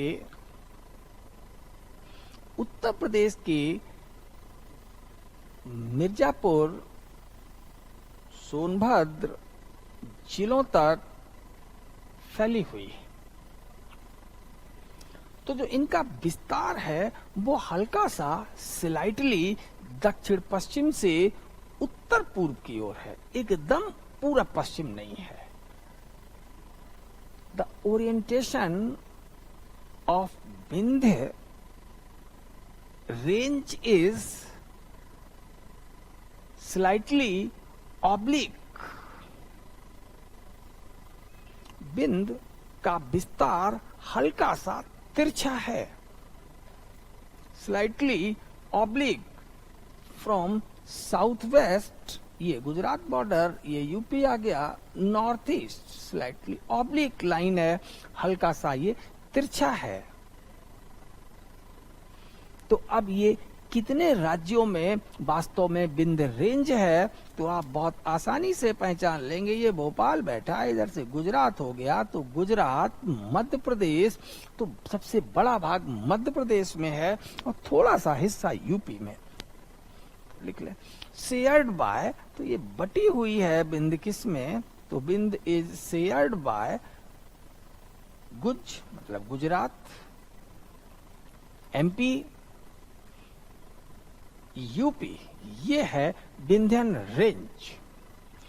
अब विंध्यन रेंज है क्या, तो Vindhyan range is actually the old range.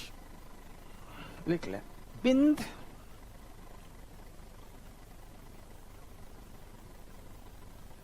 Vindhyan range pre Cambrian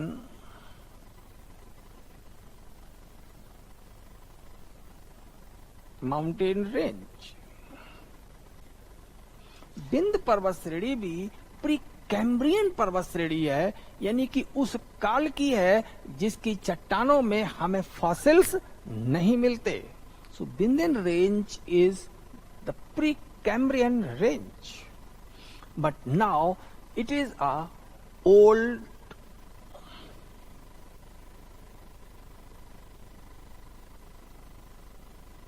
denuded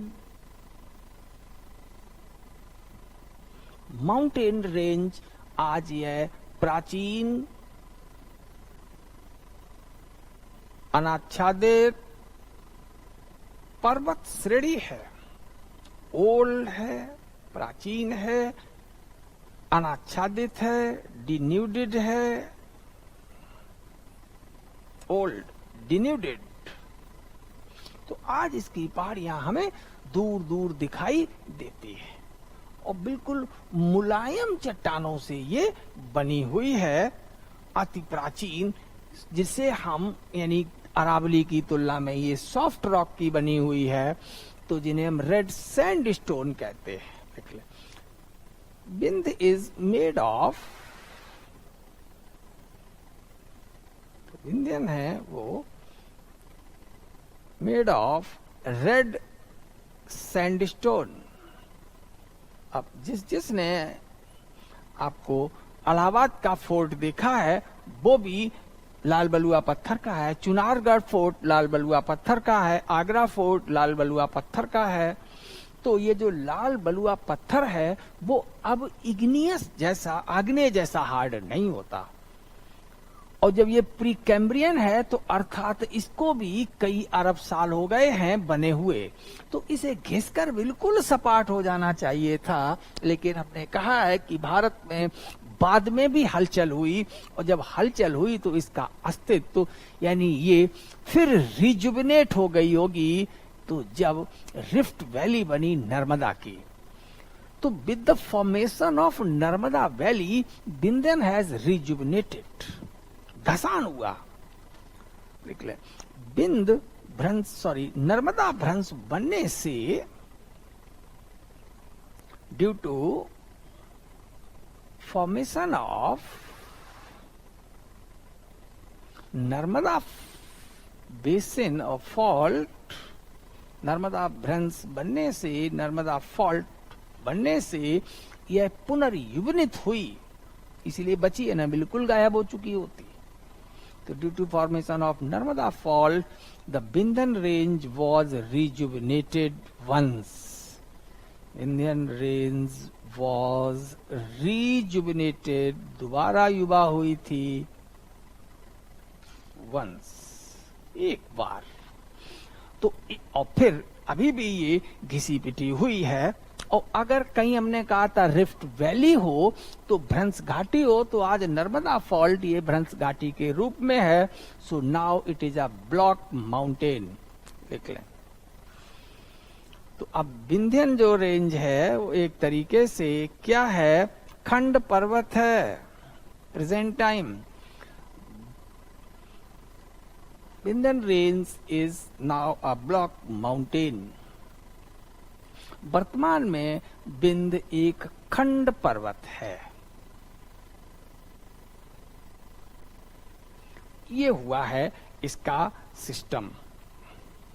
तो अब जो बिंद है इससे उत्तर की ओर जो है वो यमुना की सहायक नदियां यानी चंबल, बेतवा और केन निकलती हैं। बिंद पर्वत श्रेणी से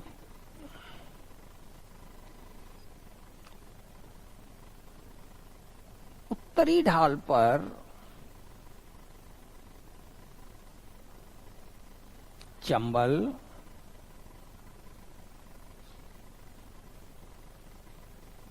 Betwa, Ken, tributaries of Yamuna, Yamuna tributary, Yamuna की सहायक नदियां निकलती है। चंबल, बेतवा और केन निकलती है। अब क्या इसमें फॉसिल्स होंगे? नहीं, क्योंकि प्री कैम्ब्रियन है। लिख लो, बिंद पहाड़ियों की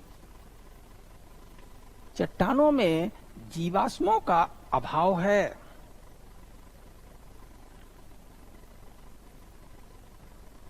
तो Vindhyan hills are devoid of fossils. तो अब अगर कोई कह दे बिंद में कोयला नहीं, तो कोयला कहाँ रहा होगा? तो सोनभद्र वगैरह में, जब इधर सोन नदी वाला, रिहंद नदी वाला जब क्षेत्र होगा, जब इसका फॉल्ट बनेगा तो वहां के जो स्थलीय पारितंत्र या जंगल होंगे वो दब जाएंगे, और जब वो दबेंगे तब जाकर के वहां कोयला निर्माण हमें दिखाई देगा। कहां कोयला दिखाई देगा?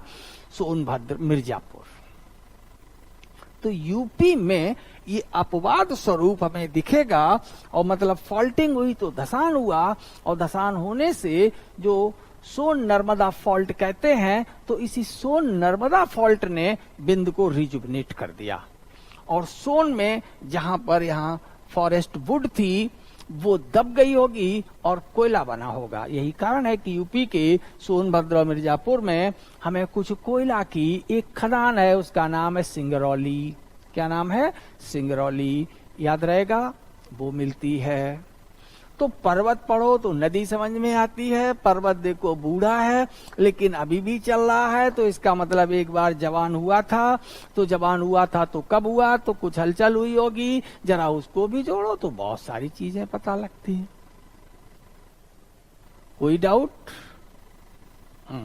तो Vindhya hills are devoid of the fossils. Vindhya पहाड़ियों में जीवाश्म नहीं पाए जाते, यानी कोयला वगैरह नहीं मिलता। तो फिर साहब ये सोनभद्र की जो सिंगरौली खदान में कोयला कहां से आ गया? क्योंकि सोनभद्र पहाड़ियां भी तो बिंद की पहाड़ियां हैं, तो सीधी बात है कि ये सोन फॉल्ट के कारण वहां की वनस्पतियों के दबने से बना है। देख ले, Sonbhadra hills, Sonbhadra hills a part of the Vindhyan range. Sonbhadra पहाड़ियां भी विंध्य पर्वत श्रेणी का भाग हैं।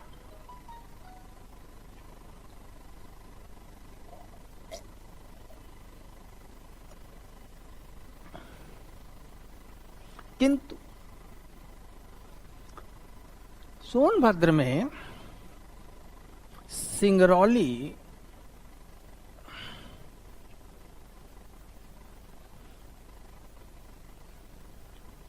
कोलफील्ड यानी कोयला क्षेत्र स्थित है। सिंगरौली कोलफील्ड स्थित है, मध्य प्रदेश और यूपी में बटा हुआ है। तो सिंगरौली कोलफील्ड इज लोकेटेड। और जब ये प्रीकैम्ब्रियन है तो फिर ये कोलफील्ड नहीं होना चाहिए था, लेकिन है। और अगर है तो फिर कारण बताना पड़ेगा। लिख लें, the coal is formed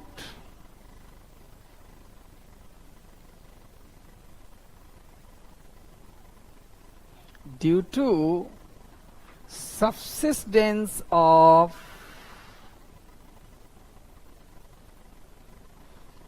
forest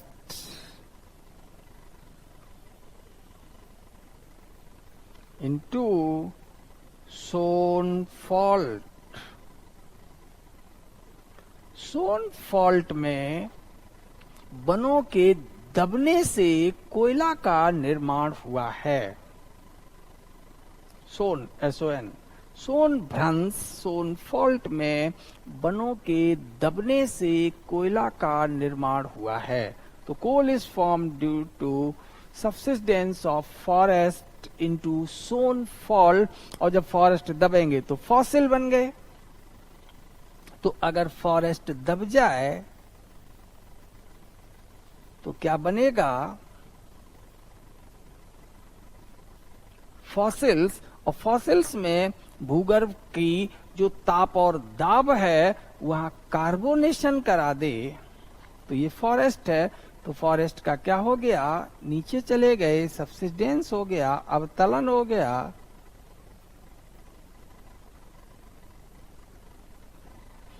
तो फिर ये अवतलन से ये जीवाश्म बने, फॉसिल्स। और जीवाश्म को भूगर्भिक एंडोजेनेटिक हीट, इंटरनल हीट और प्रेशर ने जब काम किया तो साहब कार्बोनेशन हो गया, तो ये कोल बन गया। क्या बन गया? कोल। तो इस प्रोसेस को साइंस में क्या बोलते हैं? कार्बोनेशन, कार्बनीकरण के द्वारा किसका निर्माण हो गया? कोयले का। ये है तो coal formation is a process of the later time than the origin of the Vindhyan hills. तो विंध्य की उत्पत्ति के बहुत बाद में सोनभद्र का कोयला बना है। That is exception case. इसीलिए सिंगरौली आपसे पूछा जाता है, एक तो इसलिए सिंगरौली पूछा जाता है कि यूपी के पास एकमात्र कोयला फील्ड है जो जहां पर उत्तर प्रदेश मध्य प्रदेश के साथ यहाँ कोयला साझा करता है। दूसरी जो विंध्यन रेंज है उसमें उपस्थित ये एकमात्र कोयला फील्ड है, और जबकि विंध्य प्री कैम्ब्रियन है और प्री कैम्ब्रियन में कोयला क्षेत्र नहीं होते। Any doubt? इसका मतलब कि जब प्री कैम्ब्रियन के बाद हमने आपको बताया था कि कैम्ब्रियन आएगा, ऑर्डोविशियन आएगा, सिल्यूरियन आएगा, डिबोनियन आएगा, देन कार्बोनिफेरस आएगा और पर्मियन आएगा। तो जो कार्बोनिफेरस और पर्मियन काल है उन्हीं को मिला के हम गोंडवाना कहते हैं। तो और ये बन चुका है कैम्ब्रियन से पहले ही। So the origin of Vindhya is far older than the formation of the coal into the Sonbhadra means Singrauli. तो सिंगरौली वगैरह में उससे वो जो निर्माण है विंध्य कोयले के निर्माण से विंध्य का निर्माण बहुत पुराना है। चलिए हम लोग अब विंध्य की बात करते हैं। तो विंध्य बहुत ही कैसा भाग है? घिसा पिटा भाग है, लेकिन इसका जो पूर्वी भाग है जिसे हम कैमूर कहते हैं, ये रिलेटिवली हायर है। किसके बदौलत? Because of the rejuvenation by the Son fault. लिख ले विंध्य का पूर्वी भाग। तो eastern part of Vindhya is elevated. Eastern part of Vindhya का जो पूर्वी भाग है वो उठा हुआ है, एलिवेटेड है। तो इस एलिवेटेड पार्ट को, विंध्य का जो एलिवेटेड पार्ट है, आप लोग जानते हैं नाम क्या है? कैमूर। इसीलिए कल आपको हमने लिस्ट लिखाते समय कैमूर की पहाड़ियों को अलग से नहीं लिखाया था। Actually, it is the eastern part of the Vindhyan which has become elevated due to the formation of the Son river, जो कि सोन नदी के सोन फॉल्ट, सोन भ्रंश के बनने के कारण इसका उन्नयन हुआ था। तो ये कैमूर हिल्स हो गई। यानी आप कहेंगे कि जो हिमालय है वहां सब फोल्डेड माउंटेन्स हैं, नो डाउट।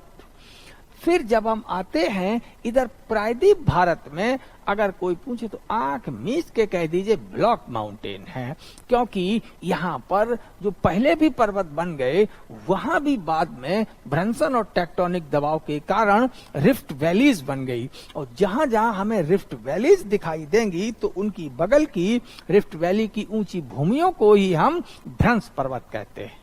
ऐसे सीधा समराइज करके याद रखिए, रटने की कोई जरूरत नहीं है। एक बार हाँ सर्वे जरूर कर लीजिए कि कहीं हम कुछ फंस न जाएं, उससे एक कॉन्फिडेंस आता है।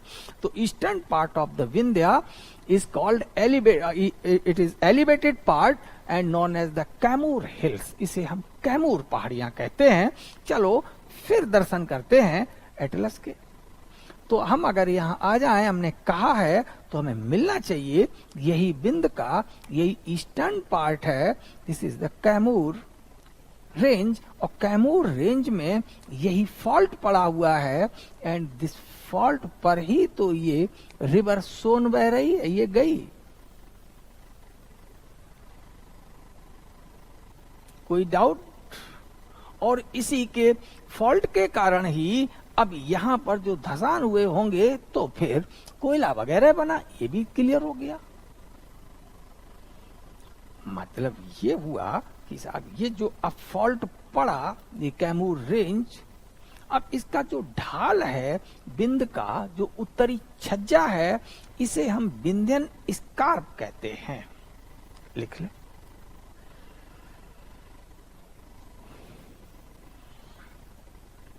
द नॉर्थवार्ड स्लोप, ऐसे कहना चाहिए, the northward slope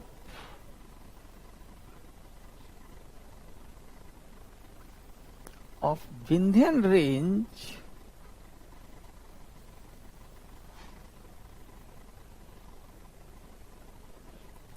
is identified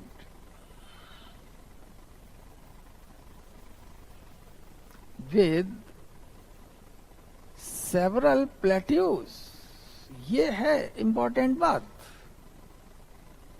तो विंध्य का जो उत्तरी ढाल है, जो छज्जा है, स्कार्प है, नॉर्दर्न स्कार्प ऑफ विंध्य है, उसे कई पठारों के रूप में चिन्हित किया जाता है।